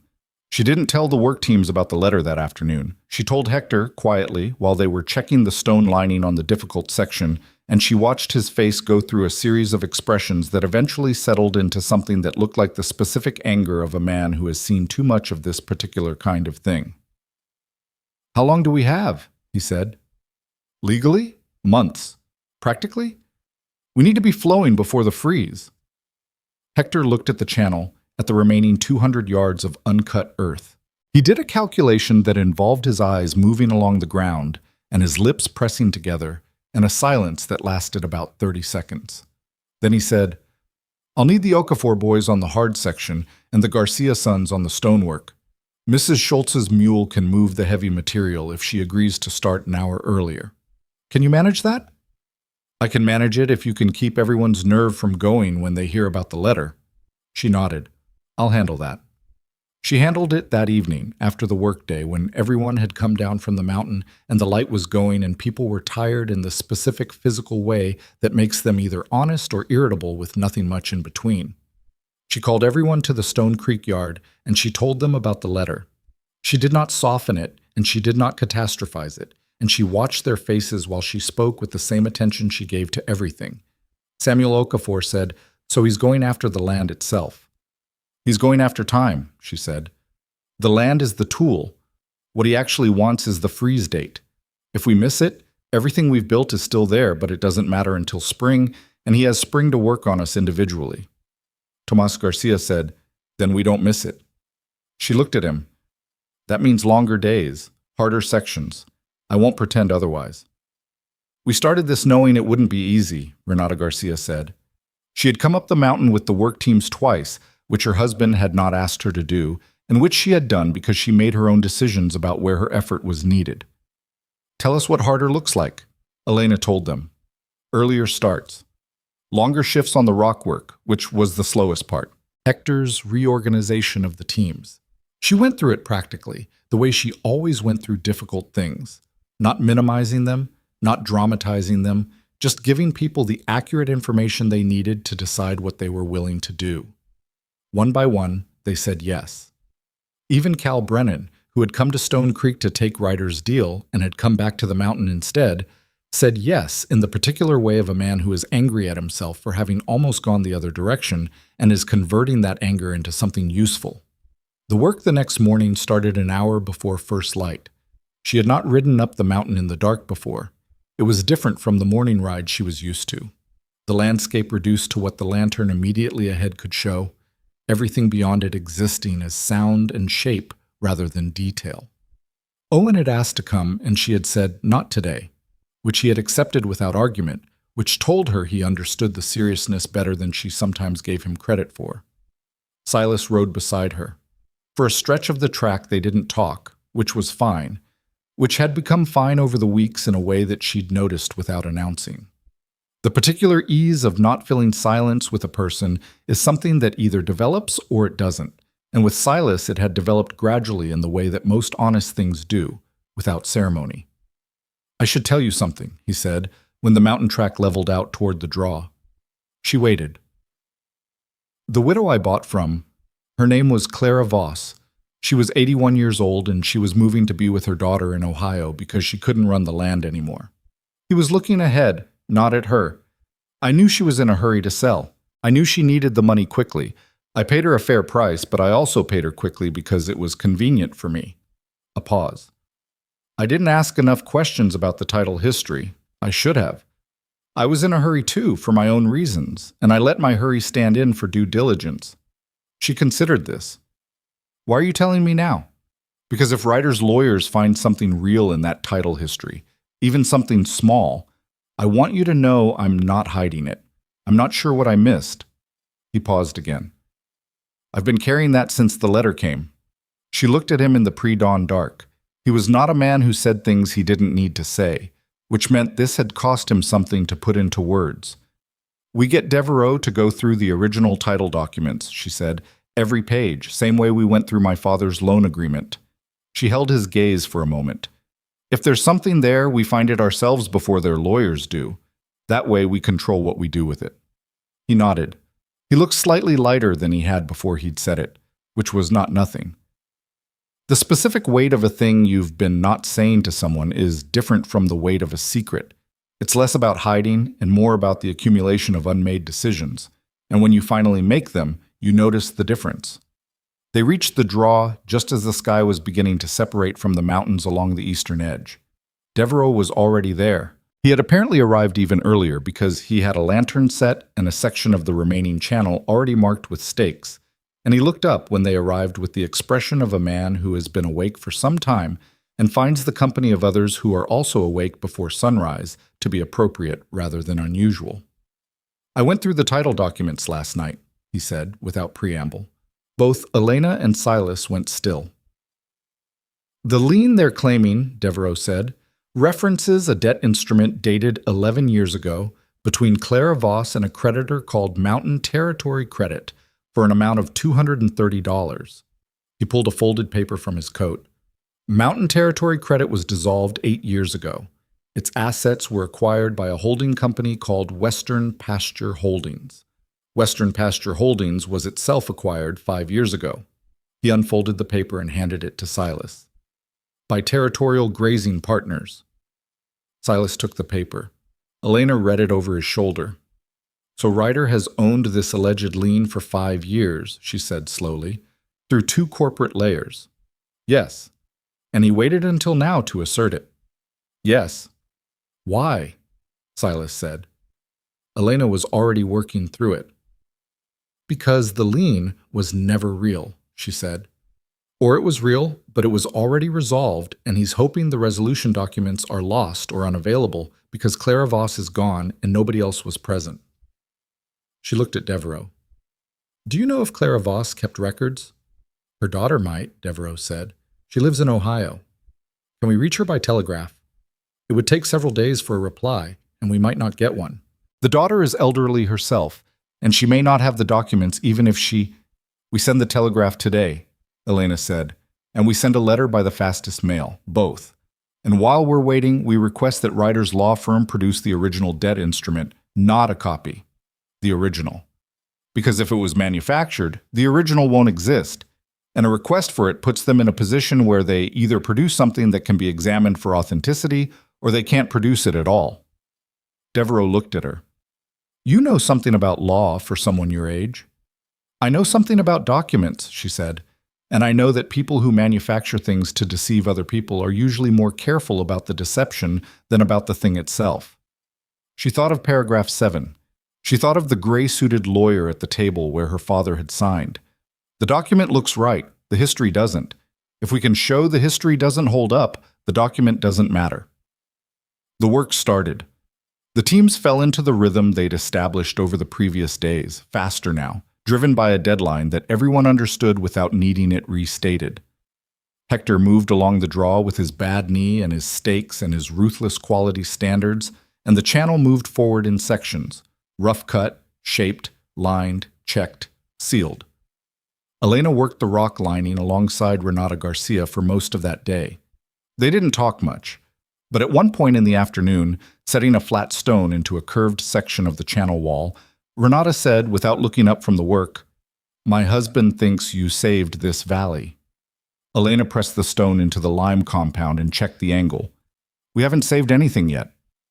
"No, Renata said. But he thinks you will. She patted the stone with the heel of her hand. I'm less romantic about it than he is. I think you've given people something to do besides be afraid. That's different from saving, but it might be more useful. Elena looked at her. Renata was not looking back. She was already moving to the next stone, with the efficiency of someone who doesn't say things as preamble to more things, but says them and then gets back to work. Elena found she didn't have a response. She got back to work too. The telegraph reply from Ohio came on the 4th day. It came to the Stone Creek Ranch by County Rider, forwarded from the telegraph office in Redstone Crossing, where Devereaux had arranged to receive it. Elena was in the yard when the rider arrived, and she took the message and read it standing in the cold with the paper in both hands. Clara Voss's daughter. Her name was Hildegard. She was 73. Her handwriting was shakier than her mother's had apparently been, but her memory was not. Confirmed that the debt to Mountain Territory Credit had been paid in full in the autumn of 11 years prior. She confirmed that a satisfaction of debt document had been issued and signed by the creditor's representative. She said she believed she had a copy of that document among her mother's papers, which she had kept, and that she would have it located and sent by the fastest available post. She also said, and this was the part that Elena read 3 times, that she remembered the creditor's representative who had come to her mother's house to sign the satisfaction document. She described him as a tall man in a good coat who had been accompanied by a younger man who handled the papers. She said the tall man had introduced himself as a business agent of the creditor. She did not know his name, but she said he had a distinctive quality about him, a particular stillness, a way of standing in a room as if he owned it already, that she had not forgotten. Elena folded the paper carefully. She went inside. She sat at the kitchen table. She thought about a man on a black horse who had a way of standing in a room as if he owned it already. She had seen that quality herself. The morning rider rode up to her father's barn and watched his men walk the fence line. He had been there. 11 years ago, at Clara Voss's house, he had watched the satisfaction document get signed. He had known for 11 years that the debt was resolved and the lien was void. And 5 years ago, when he'd acquired Territorial Grazing Partners and its defunct portfolio of old debt instruments, he had looked at that void lien and seen a tool. He had been planning this for 5 years, or maybe longer. Maybe from the moment he first looked at a map of the Redstone Valley and decided he wanted it. She sat with that for a while. The specific feeling it produced was not fear, though fear was in the neighborhood. It was more like the feeling of understanding the full shape of something for the first time, of realizing that what you thought was a wall was actually a corner, and there was more on the other side than you'd seen. She had thought of Ryder as opportunistic, strategic, yes, but working from the situations as they arose, adapting, pressing where pressure found weakness. This changed that picture. This was not adaptation. This was architecture. He had been building the conditions for this valley's surrender for years, with the patience of someone who was never in a hurry because the outcome had always felt, to him, inevitable. But Hildegard Voss had kept her mother's papers. And that was the thing about architecture built on concealment. It was only as solid as the concealment. One document, properly attested, properly filed, properly understood. And the whole claim collapsed. Not the company, not the man, but this specific weapon, this particular lien, gone. She went to find Devereaux. The request for the original debt instrument went to Ryder's law firm through the county administrator's office 2 days later, formally and on the record. The request was composed by Devereaux with the specific technical language of a man who understood exactly what he was asking for and why it mattered that it be on the record. The law firm had 30 days to respond. They responded in 9. The response said that the original instrument had been lost in a transfer of records during the corporate acquisition 5 years prior. A certified copy was enclosed and offered as legally equivalent. Elena read that response sitting at the table with Devereaux and Silas, and felt something shift in the room the way temperature shifts, imperceptibly, and then all at once. Devereaux put on his glasses and examined the certified copy for a long time without speaking. "The authentication stamp," he said finally, "is from a notary in the territorial capital, dated 14 months ago." He looked up. The instrument certifying is dated 11 years ago. He set it down. A certification stamp doesn't tell you what the original looked like. It tells you someone notarized a document 14 months ago that claimed to be an 11-year-old instrument. Can we prove it was manufactured? Silas said. We can't prove it didn't exist, Devereaux said. But Hildegard Voss's confirmation of the satisfaction document, once it arrives, establishes that even if the lien was real, it was resolved. At that point, the manufactured quality of the certification doesn't need to be proven. The lien itself is moot. Unless they challenge the satisfaction document, Elena said. They can challenge it, Devereaux said. But Clara Voss kept 2 copies. Hildegard found both. One is coming to us. One she is having filed with the county records office in her home county in Ohio, which she did yesterday morning, according to her second telegraph. He paused. She is, apparently, a very organized woman. Silas made a sound that in a different context might have been a laugh. Hildegard Voss, he said, with something close to reverence. Hildegard Voss, Elena agreed. The satisfaction document arrived 11 days later. By that time, the water channel was complete. The last stone had gone into the lining on a morning when the ground was hard at the edges, but not yet frozen through, with a cold that had teeth in it and a sky the color of old pewter. All 6 families were there for the final section. Hector set the last stone himself, which nobody had planned or discussed. He simply walked to the end of the channel and crouched down with his bad knee and set the last flat stone into place, and then stood up and looked at the draw as if he was having a private conversation with it. Nobody cheered. It didn't feel like a moment for cheering. It felt like the moment at the end of something very long and difficult, where the people who did it are too tired to perform a reaction and settle instead for the real one, which is usually quieter. Silas opened the intake at the mountainside. They all walked to the output end and waited. It took longer than she expected. 12 minutes, she counted, before the first water came through. Not a rush, a seep, working its way through the channel stone by stone, finding the path. The way water always finds the path if you give it one. It ran clear. It ran cold. It ran into the collection basin Hector had built at the base of the draw, and it kept running, steady and unremarkable and entirely extraordinary. Owen was there. He had ridden up with the Brennan boys that morning and worked on the final section with a focus and a physical capability that had been building over the months in a way that Elena had watched with something she could only describe as gratitude, not for herself, but for the fact that he was still growing, still becoming, that the boy on the auction platform who had almost stopped asking questions was asking them again, constantly, relentlessly, in the specific way of someone who has decided the world is worth understanding. He crouched beside the collection basin and put his hand in the water and looked up at Elena with the expression she had missed for so long. Not happiness exactly, because he was too old now to have the simple happiness he'd had before, but something more durable than that, something that knew what things cost. Papa would have liked this, he said. She crouched beside him. Yes, she said. He would have. She put her arm around him, and he let her, and they stayed like that for a minute by the cold water while the valley below them was still, and the mountains were the mountains, and the water ran through what they had built. The satisfaction document, when it arrived, was filed with the county administrator on a Thursday morning. Devereaux filed it himself, in person, with a formal letter of provenance attesting to its origin and chain of custody. The county administrator, a methodical man named Hargrove, who had the reputation of being fair primarily because he was too disinterested in local politics to bother being otherwise, reviewed the filing and the existing title dispute claim and said he would need 2 weeks to make a determination. He needed 6 days. The claim by Territorial Grazing Partners was found to be without merit. The lien was void by prior satisfaction. The cloud on the Stone Creek title was lifted. The water rights survey was finalized and the channel was recognized as a legally established infrastructure serving 6 properties in the North Redstone Valley. Elena heard this from Devereaux on a Friday afternoon.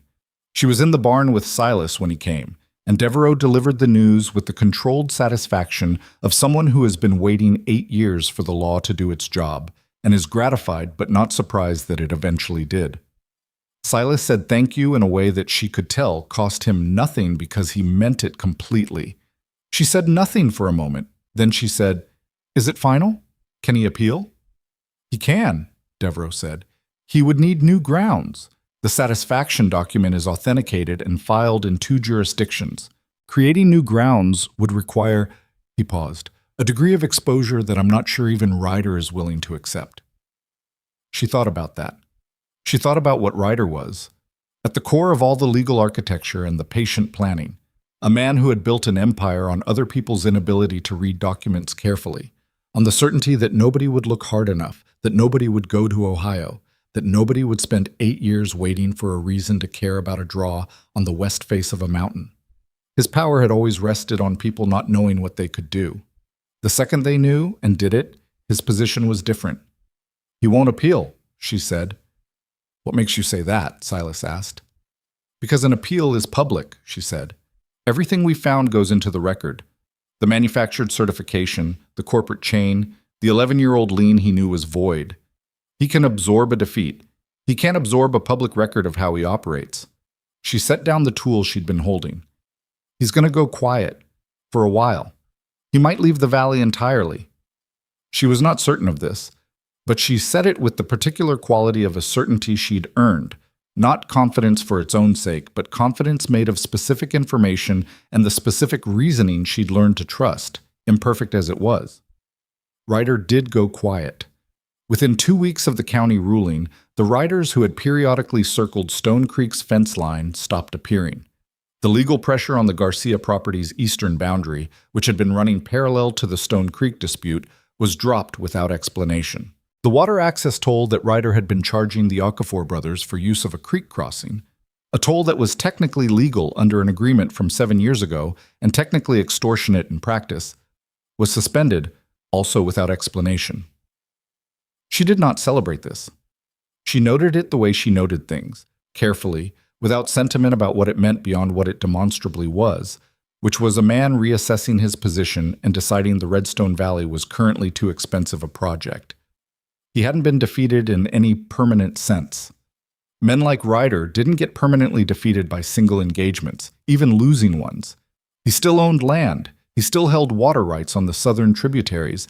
He was still Harlan Ryder. But he was Harlan Ryder in a valley where 6 families now shared water, shared information, and had spent weeks doing backbreaking work together on a mountain and had come out the other side knowing what the other families were actually made of. That was a different valley from the one he'd been operating in. He would find that out over time, and he would adapt to it, or he would go somewhere with easier targets, and either way the valley would be different than it had been. The winter settled in properly after that. Snow came in earnest, and the work shifted to the indoor kind. The maintenance, the ledgers, the care of animals and equipment, the 100 small tasks of keeping a ranch functional through cold months. The water channel ran under the frozen surface and delivered what it was built to deliver, and that was enough. And in the evenings, the Stone Creek house was warmer than it had been in the fall because Elena had found the gap in the wall insulation behind the kitchen shelving and had fixed it with materials she'd sourced by trading fence work with Marta Schultz, which Hector had facilitated without being asked and without making anything of it. Owen turned 11 in December. They celebrated with a meal that Elena made from scratch, with ingredients she had spent 2 months accumulating in small quantities against the specific occasion. Hector contributed a bottle of something from a shelf in the barn that he claimed not to remember obtaining. Silas gave Owen a pair of leather work gloves sized for his hands, which Owen received with the solemnity of someone being handed something that carried meaning beyond its practical use. She watched her brother that evening, at the table, telling Hector with great technical detail about a training method he'd been using with one of the younger horses, his hands moving to illustrate, his voice carrying the confidence of someone who had found a thing he understood well. And she felt the weight of what had almost happened to him shift again, not go away. She didn't think it ever went all the way away, but shift into a place that was further from the present than it had been.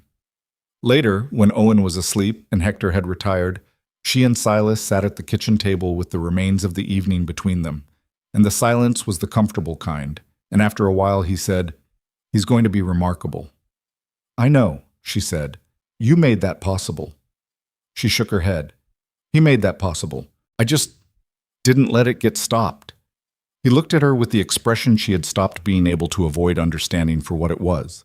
She had spent months categorizing it as something else: respect, professional trust, the warmth of a person who is constitutionally decent toward the people around him. All of those things were true.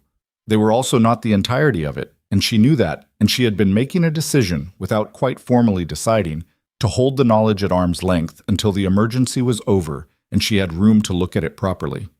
The emergency was, at least for now, over. She looked back at him. She didn't say anything, neither did he. But something changed in the room in that pause that was real and that both of them felt, and that neither of them made complicated by trying to put language around it before it was ready for language. Outside the window, the Stone Creek land was white and still under the winter snow. The channel was underneath it, running. The horses in the barn were settled. Somewhere to the south, Harlan Ryder was in whatever house he kept, and thinking whatever thoughts a man thinks when the thing he was certain of turns out not to be. And Elena Mercer, who had buried her father and lost her home, and stood on a platform in a town square with her 10-year-old brother's hand in hers and nowhere left to go, sat in a warm kitchen on land that had not been hers 6 months ago, and was not hers now in any legal sense, but that she had poured herself into with everything she had, and felt, not relief, not exactly, because she was not built for easy relief and probably never would be, but something that lived in the same territory. The feeling of weight that has been carried long enough that you've forgotten what your own back feels like without it. And then, just for one moment, someone puts it down. She looked at her hands. The calluses were deep now, settled in. They weren't going anywhere. She picked up the lamp and went to check on Owen the way she always did before bed, and he was asleep with one arm thrown out and the new gloves sitting on the small table beside him where he'd put them close enough to see first thing in the morning. And she pulled the blanket up a little higher and left him there in the dark, and went to her own room and lay on the cot and looked at the ceiling. She thought about her father. She thought about his hands on a document he'd trusted without reading all the way through, and how there was not a version of his life where he had been a stupid man, just a version where he had been too proud to ask for help understanding something that had been designed to be impossible to understand without help. She thought about how easy it was to take something from someone when they believed the world was basically fair. And she thought about what it meant that she no longer believed that, and whether that was a loss or a tool or both. Both, probably. Most true things were both. She closed her eyes. In the morning, there would be work. There was always work, and she was not afraid of it, and the land was still here, and Owen was sleeping, and the water was running through the channel under the snow. That was enough to sleep on. Spring came slowly that year, the way it always does in high country. Not as an arrival, but as a series of arguments between the cold and everything else, with the cold winning most mornings and losing most afternoons, until one day you looked up and the losing had accumulated into something that resembled warmth. Elena noticed it first in the horses. They got restless in February, then purposeful in March, the way animals get when their bodies know something the calendar hasn't confirmed yet. She noticed it in Owen, too, who had spent the winter months with the focused indoor energy of someone building towards something, and who came out of it in early March like a coiled thing releasing, spending every available hour in the barn and in the paddock, working with the horses in a way that had moved well past the competence of a ranch boy and into something that looked more like a conversation between equals. Silas had noticed it too. He said nothing about it directly. He was not a man who rushed his observations into words. But Elena caught him watching Owen work a young gelding one afternoon in the paddock, standing at the fence with his arms crossed, and an expression on his face that was quiet and particular in a way she had learned to read over the winter months. "He's good," she said, coming to stand beside him. "He's better than good," Silas said. "He has a feel for it that you can't teach. Either it's there or it isn't." She looked at her brother, who was asking the gelding to move through a pattern with nothing but body weight and the position of his hands, light as a suggestion, and the gelding was answering. He was 11 years old, and he looked like someone who had found the thing, the specific thing that every person either finds or spends their life not finding. The sight of it did something to her chest that she didn't try to categorize. "My father had it too," she said, "with cattle, not horses.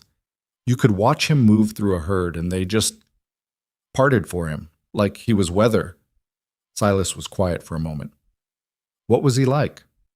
Besides that, she thought about it honestly. Proud in ways that didn't always serve him. Generous to the point where he couldn't say no to people who needed things, which is why he signed a loan he didn't fully understand from a man he didn't know well enough. Because someone was asking and he wanted to help, and he didn't want to look like he needed more time to think about it. She paused. He was a good man. He was also the reason we ended up on that platform. Both of those things are true, and I stopped needing them to be separate a while ago. Silas looked at her. When did you stop needing that? About the time I was rebuilding your east fence line, she said. I was angry enough to drive posts with my bare hands that first week, and somewhere in there the anger sorted itself out into what was useful and what wasn't. He made the sound that she'd come to understand was his version of a laugh when he found something genuinely accurate. It was not a large sound, it was just real. They stood at the fence a while longer, watching Owen and the gelding work through the afternoon.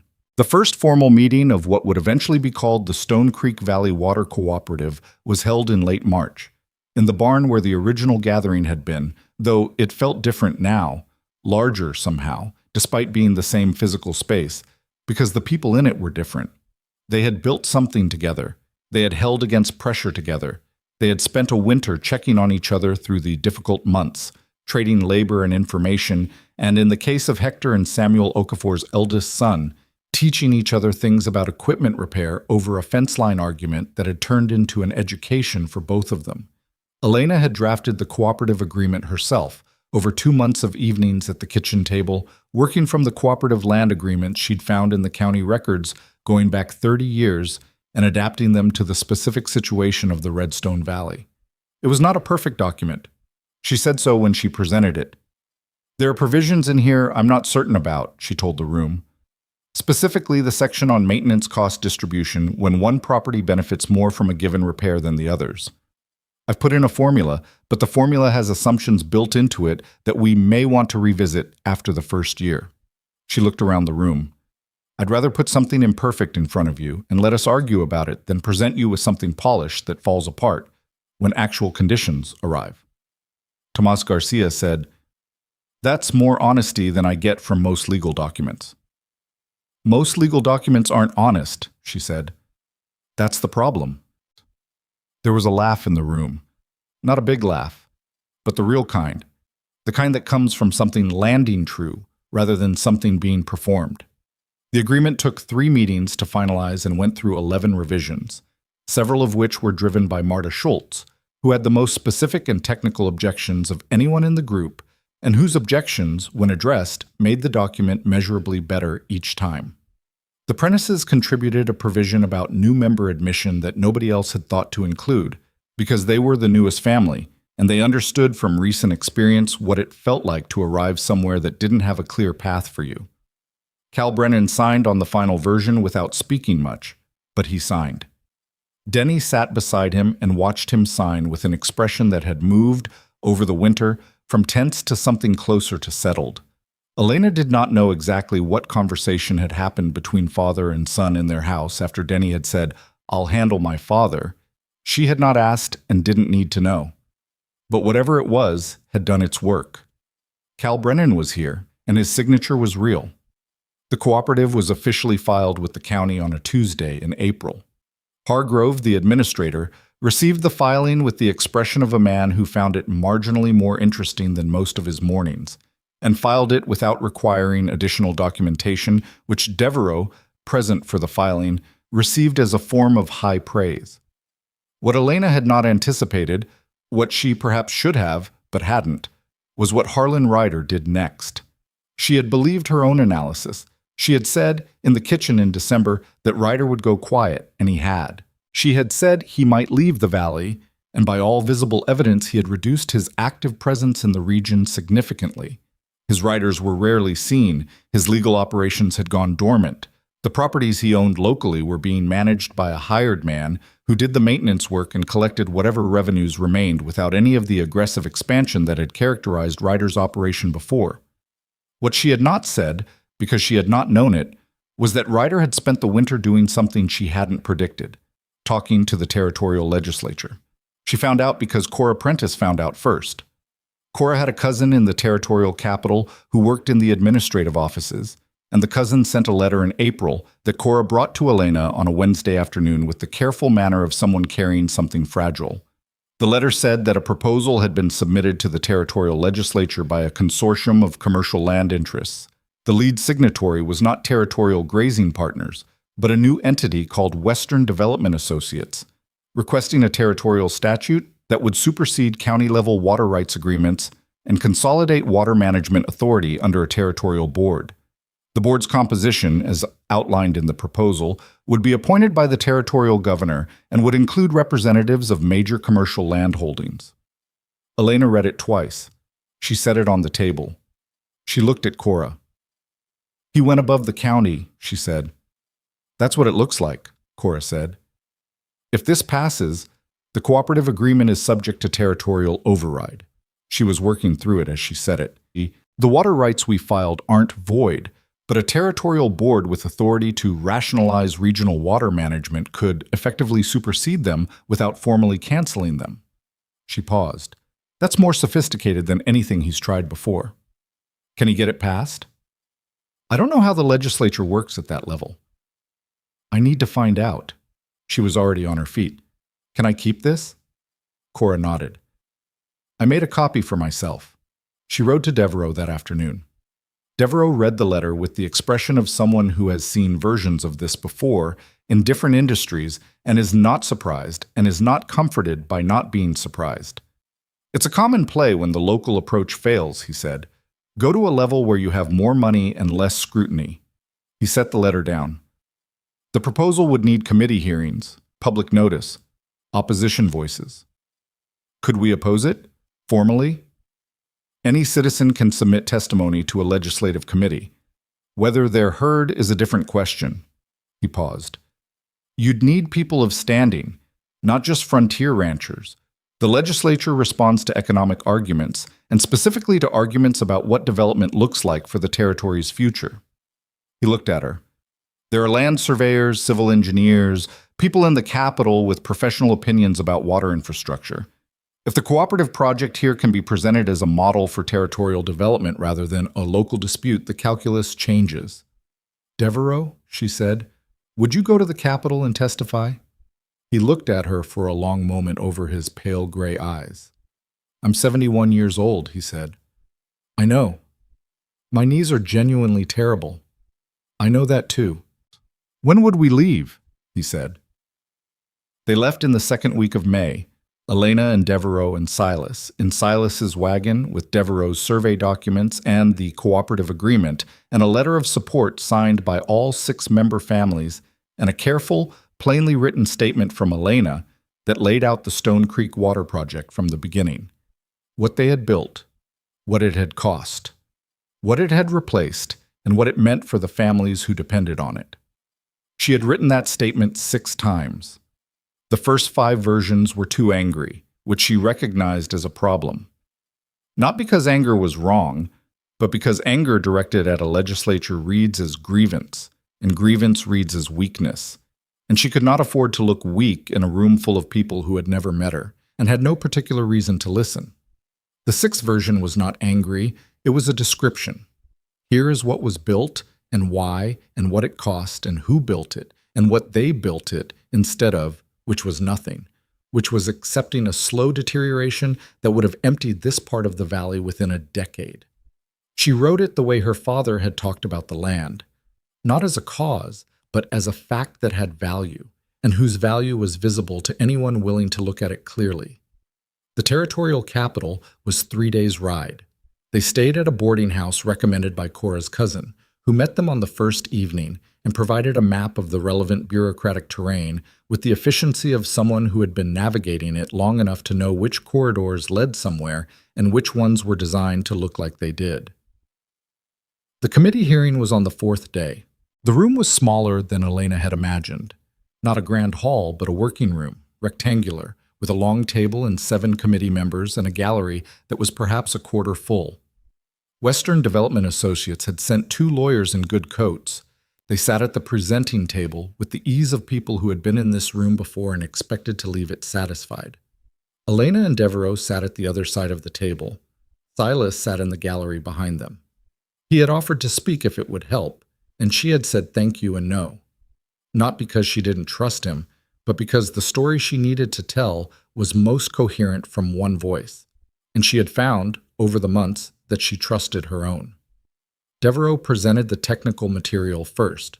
He was unhurried and precise, and spoke the language of engineering and hydrology with the authority of someone who had spent 50 years earning the right to it.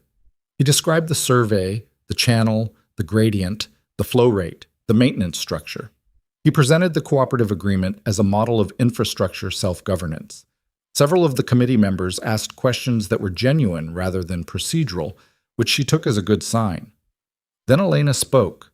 She had not prepared a speech in the traditional sense. She had prepared the facts, and she had thought about the order, and she had decided finally that the most useful thing she could do was be a person rather than a presentation. She told them about the loan agreement her father had signed. She told them about paragraph 7. She did not tell it as a tragedy. She told it as a document, because documents were what this room understood, and a specific badly designed document was more persuasive than a general claim about suffering.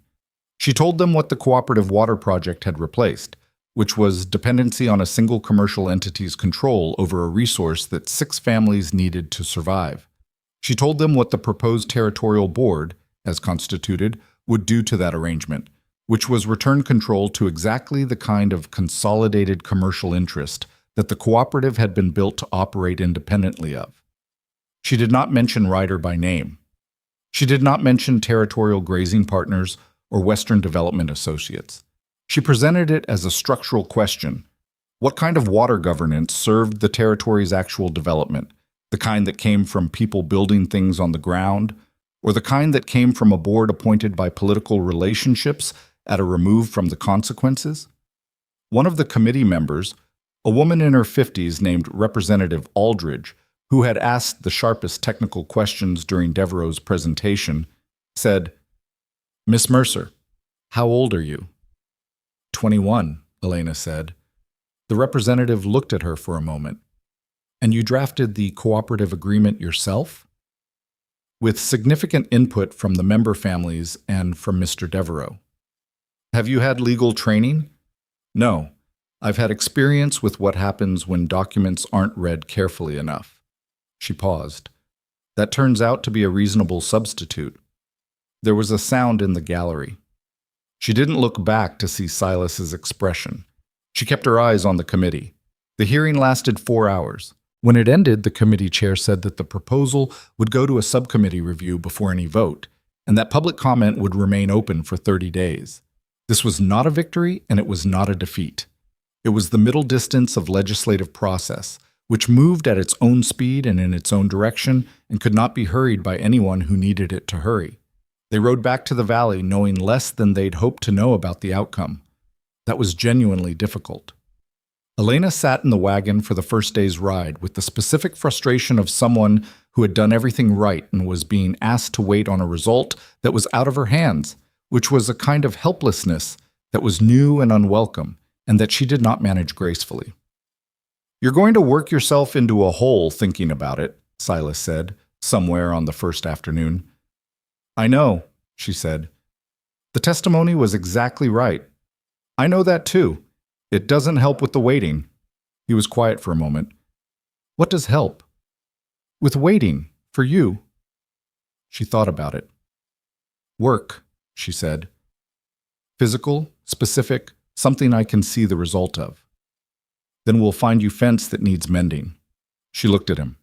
He was looking at the road ahead, straight-faced, and she felt something move in her that had been moving gradually since December, since the evening at the kitchen table after Owen's birthday, since the first time he'd used her name without the formality, since all the accumulated small moments of a winter spent in close proximity to someone who turned out to be, against the odds and against her original assessment, exactly who he appeared to be.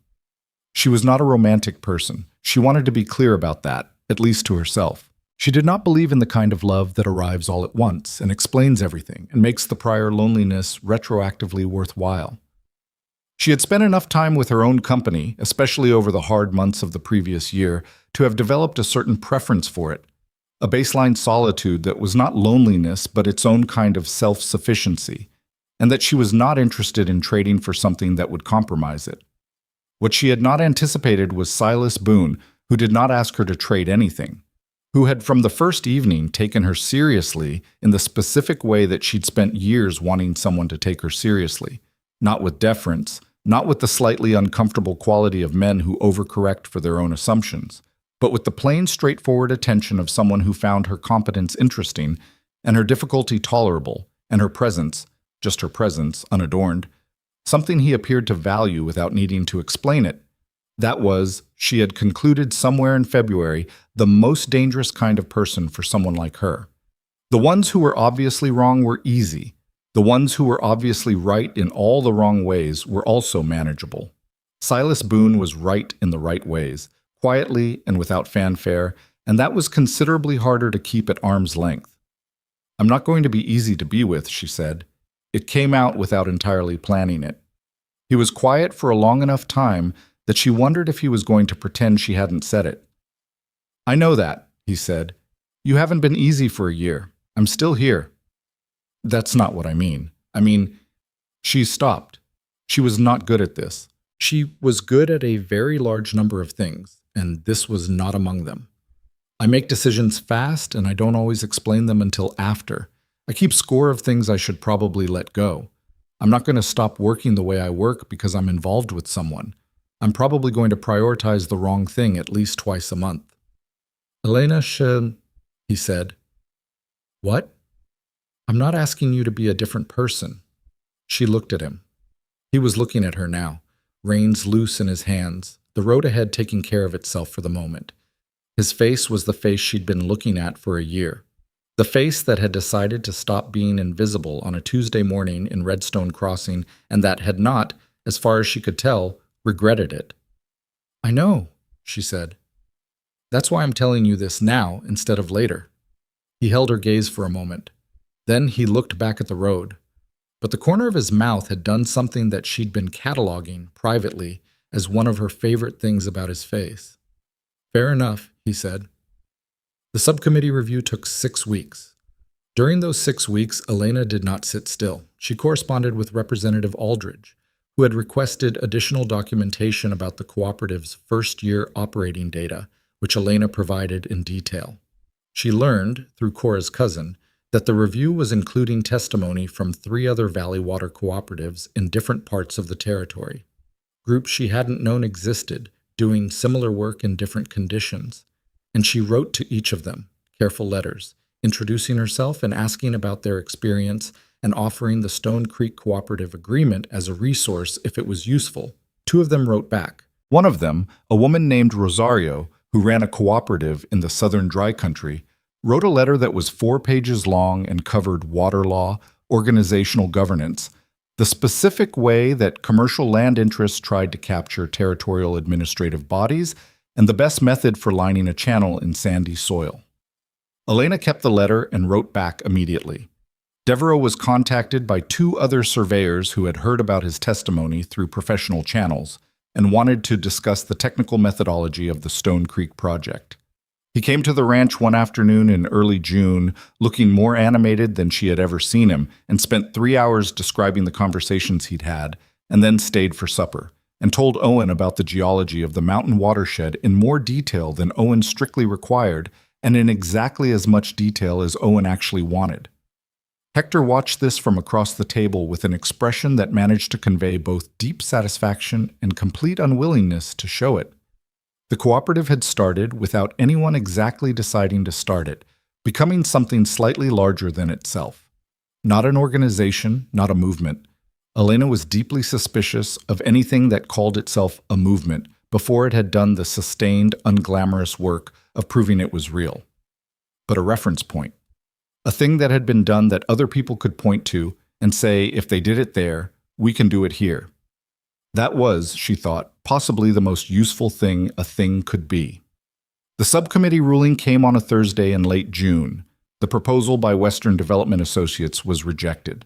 The stated grounds were that the proposed territorial board's composition presented conflicts of interest that were inconsistent with the territory's stated development goals, and that existing county-level water rights frameworks, where supported by documented cooperative infrastructure, were both legally sound and demonstrably effective. The committee cited in its written ruling the Stone Creek Valley Water Cooperative as an example of the latter.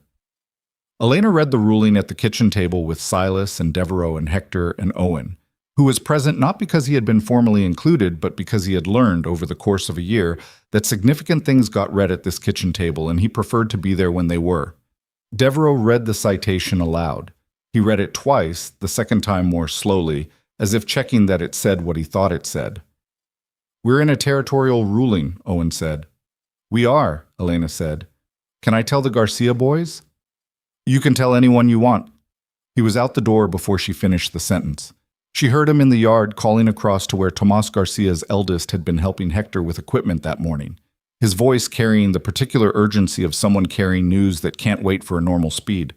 She looked at the ruling in her hands. She looked at the language, demonstrably effective, existing county-level frameworks, cooperative infrastructure. The language of a bureaucratic document that contained, buried in its precision, the acknowledgement that 6 families in a high valley had built something that the territory was now willing to call a model. Her father had signed a document without reading it all the way through. That was where this had started. That moment of trust misplaced, of a man who believed the world was basically fair and paid for that belief with everything he had. She had read every document since. She had read them line by line, to the end of the paragraph, to the bottom of the page, past the point where anyone expected anyone to still be reading. It was not, in the end, a heroic quality. It was just stubbornness applied to paper. But it had been enough. That was the thing she kept coming back to. Not that it had been brilliant or visionary, or the result of some exceptional quality she possessed that others didn't. It had been enough because she had done it when other people hadn't, and other people hadn't because they'd assumed it wouldn't matter, and it always mattered. Devereaux folded his copy of the ruling and put it in his coat pocket with the care of someone filing an important document. "I'll make certified copies for each family," he said, "and one for the county records office." He looked at Elena. "You should keep the original." "Why me?" He looked at her over his pale gray eyes.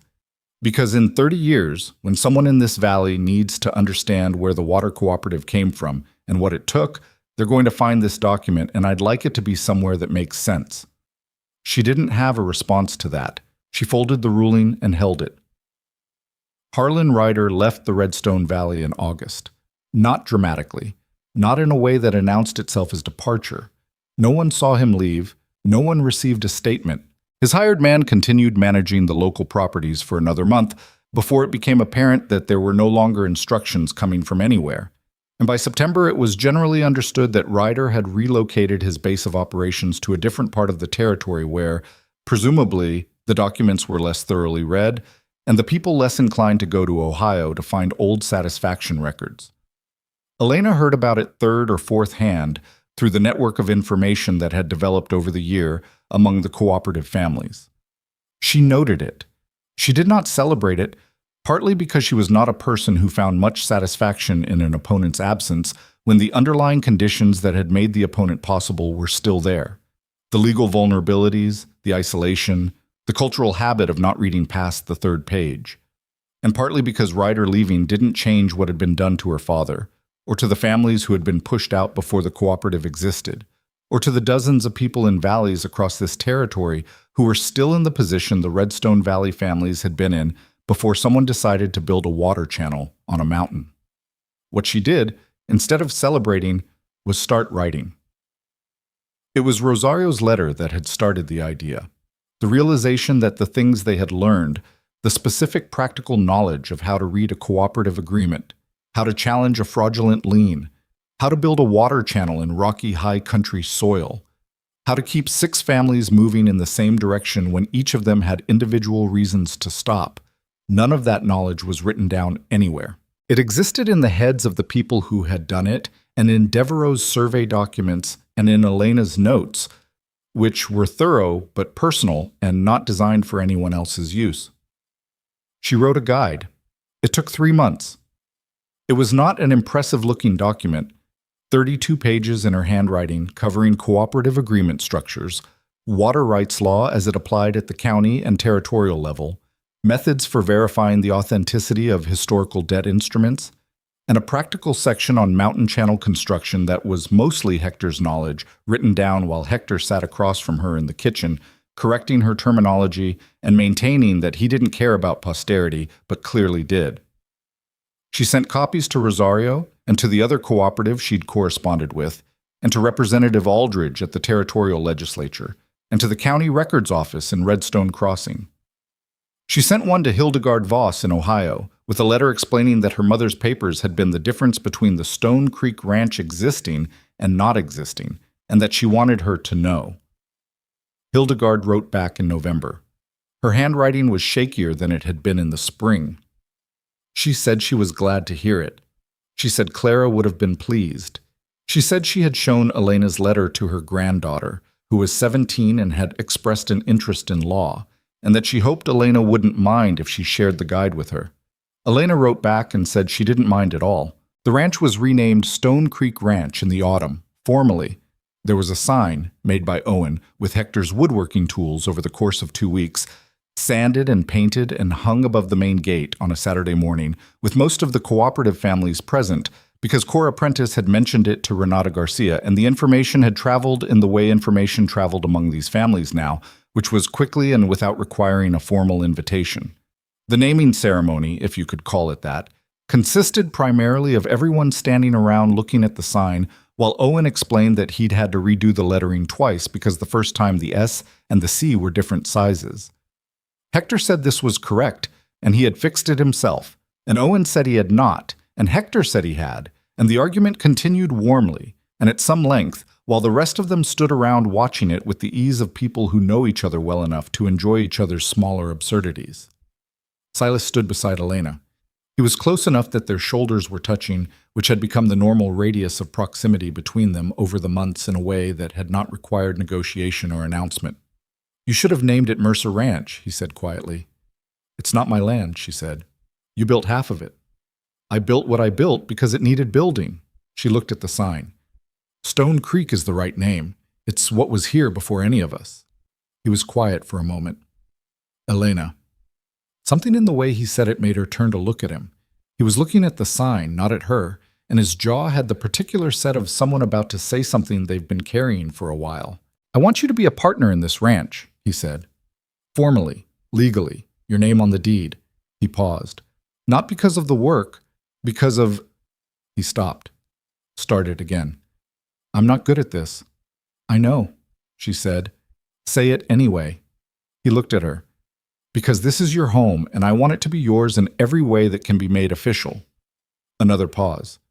"And because I'd like you to stay, not because you don't have somewhere else to go, because this is where you belong." She looked at him for a long moment.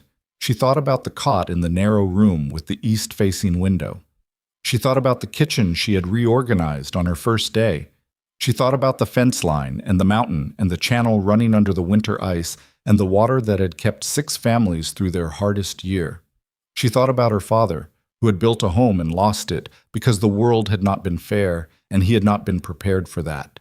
And she thought about how she had built something different, not by being luckier, not by being stronger, but by deciding, when the world was unfair, to understand exactly how it was unfair and work on that specific problem with everything she had. She was not a romantic person. She had said so. She still believed it. But she understood now, at 21, in a way she hadn't understood at 20, standing in an auction square with nowhere to go, that not being romantic was not the same as not needing anything. She needed things. She just needed them to be real. This was real. The man beside her, the land under her feet, the families down the valley, the water running through what they had built, her brother in the paddock with horses that listened to him. All of it was real in the specific, heavy, imperfect way of things that had cost something to make. "Okay," she said. He blinked. "Okay?" "Yes. Partner." She looked back at the sign.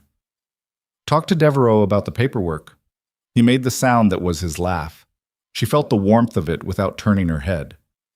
Owen appeared from the direction of the paddock, slightly out of breath, with the look of someone who has been watching something from a distance and has opinions. "Did you just say yes to something?" he said to Elena. "Mind your own business," she said. The ranch is my business, he said. Hector said so. Hector from across the yard. I said no such thing. You implied it, Owen said. She put her hand on the back of his neck, the way she had when he was smaller and the world was simpler, and she hadn't known yet how much of herself she would need to spend to get from there to here. He was nearly as tall as her now. She would have to stop doing that soon, and she was in no hurry.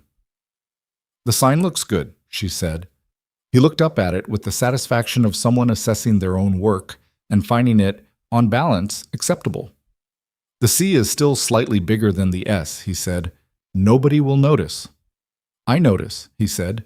She looked at the sign. Stone Creek Ranch in careful painted letters above the gate. Slightly imperfect, completely real. Beyond it, the land stretched north toward the mountains and the draw where the water channel ran and the places she had walked and rebuilt and defended with her own hands over the course of a year that had started on an auction platform with 50 cents in her pocket and nowhere left to go. She had not saved herself. She wanted to be accurate about that. She had been saved, in the first instance, by a man who had read a contract to its third page on a Tuesday morning and decided that the math of ignoring a wrong was worse than the math of addressing it. But she had done what came after. She had done the fence line and the channel and the letters to Ohio and the testimony in the Capitol and the 32 pages of a guide that was already being read by a 17-year-old girl in another state who might someday stand in a room like the one Elena had stood in and know what to do there because someone wrote it down. That was the thing, she thought, the most important thing she had learned, not in spite of everything that had happened, but because of it, precisely and specifically because of it. The world was not fair, and it was not designed to be, and it was not going to become so on its own. But it was also not finished, and it was also not fixed, and the distance between what it was and what it could be was exactly the size of the work that was left to do. Not inspiring work, not dramatic work, work like reading a document to the end of the page when you're tired, and you'd rather not. Work like getting up before sunrise when the ground is cold. Work like going to Ohio in your letter when you can't go in person, and trusting that a woman you've never met kept her mother's papers. The cooperative families stayed through the afternoon. Someone had brought food. Renata Garcia had brought food, because Renata Garcia always brought food, and Elena had stopped being surprised by this and had started being grateful for it in the specific way you're grateful for things that are dependably true in a world that isn't always.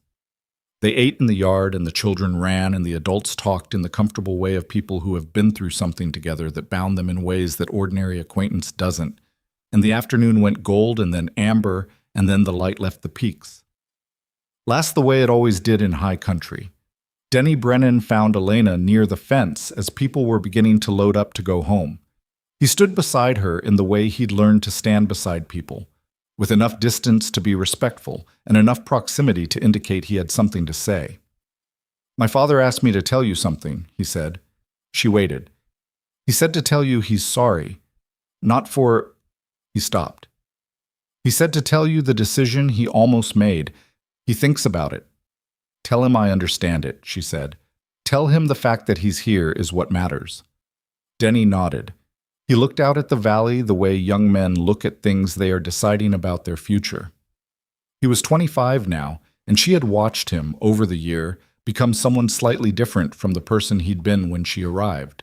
More settled in himself, less organized around his father's uncertainty. I'm going to put in for the North Pasture next spring, he said. Extend our operation. I talked to Hector about the soil up there. He paused. I wanted you to know. I'm glad, she said. He nodded once more and went to find his father, and they rode out together, which was something that also hadn't been true a year ago. She watched the last wagons go down the track until they rounded the ridge and disappeared. The yard was quiet. The sign above the gate caught the last of the light. From the barn she could hear Owen talking to the horses. Not words she could make out, just the rhythm of it, that particular low voice he used with them that she had come to think of as one of the sounds that meant she was home. Silas came and stood beside her. They stood there for a while without talking, which was fine, which had been fine for a long time now. Next spring, she said, I want to look at the South well more seriously. The flow is still not what it should be. I know. And the east fence needs replacing properly, Not just patched, replaced. What we did was functional, but it's not going to last another winter the way it should. I know that too. And Owen needs a better saddle. His is too big for him, and he's compensating in his position. I can see it when he rides. Elena, he said. What? The work will be there in the morning. She looked at the mountains. The peaks were dark now against a sky that was holding the last suggestion of color, the kind that only happens for a few minutes, and that she had started to make a point of watching because she had learned this year, specifically this year, that you should notice the brief things while they're there. I know, she said. She stood in it until the color was gone. Then she went inside to the kitchen that she had reorganized her first day, in the house that was hers now in every way that could be made official, and she put the kettle on for the evening and listened to her brother's voice in the barn and felt the particular quality of a life that had been built out of specific materials. Loss, stubbornness, 60 yards of water channel at a time, documents read all the way to the end. And that was not finished being built. And that was imperfect in all the ways that anything real is imperfect. And that was, without question, without sentimentality, without needing it to be anything other than what it was, hers.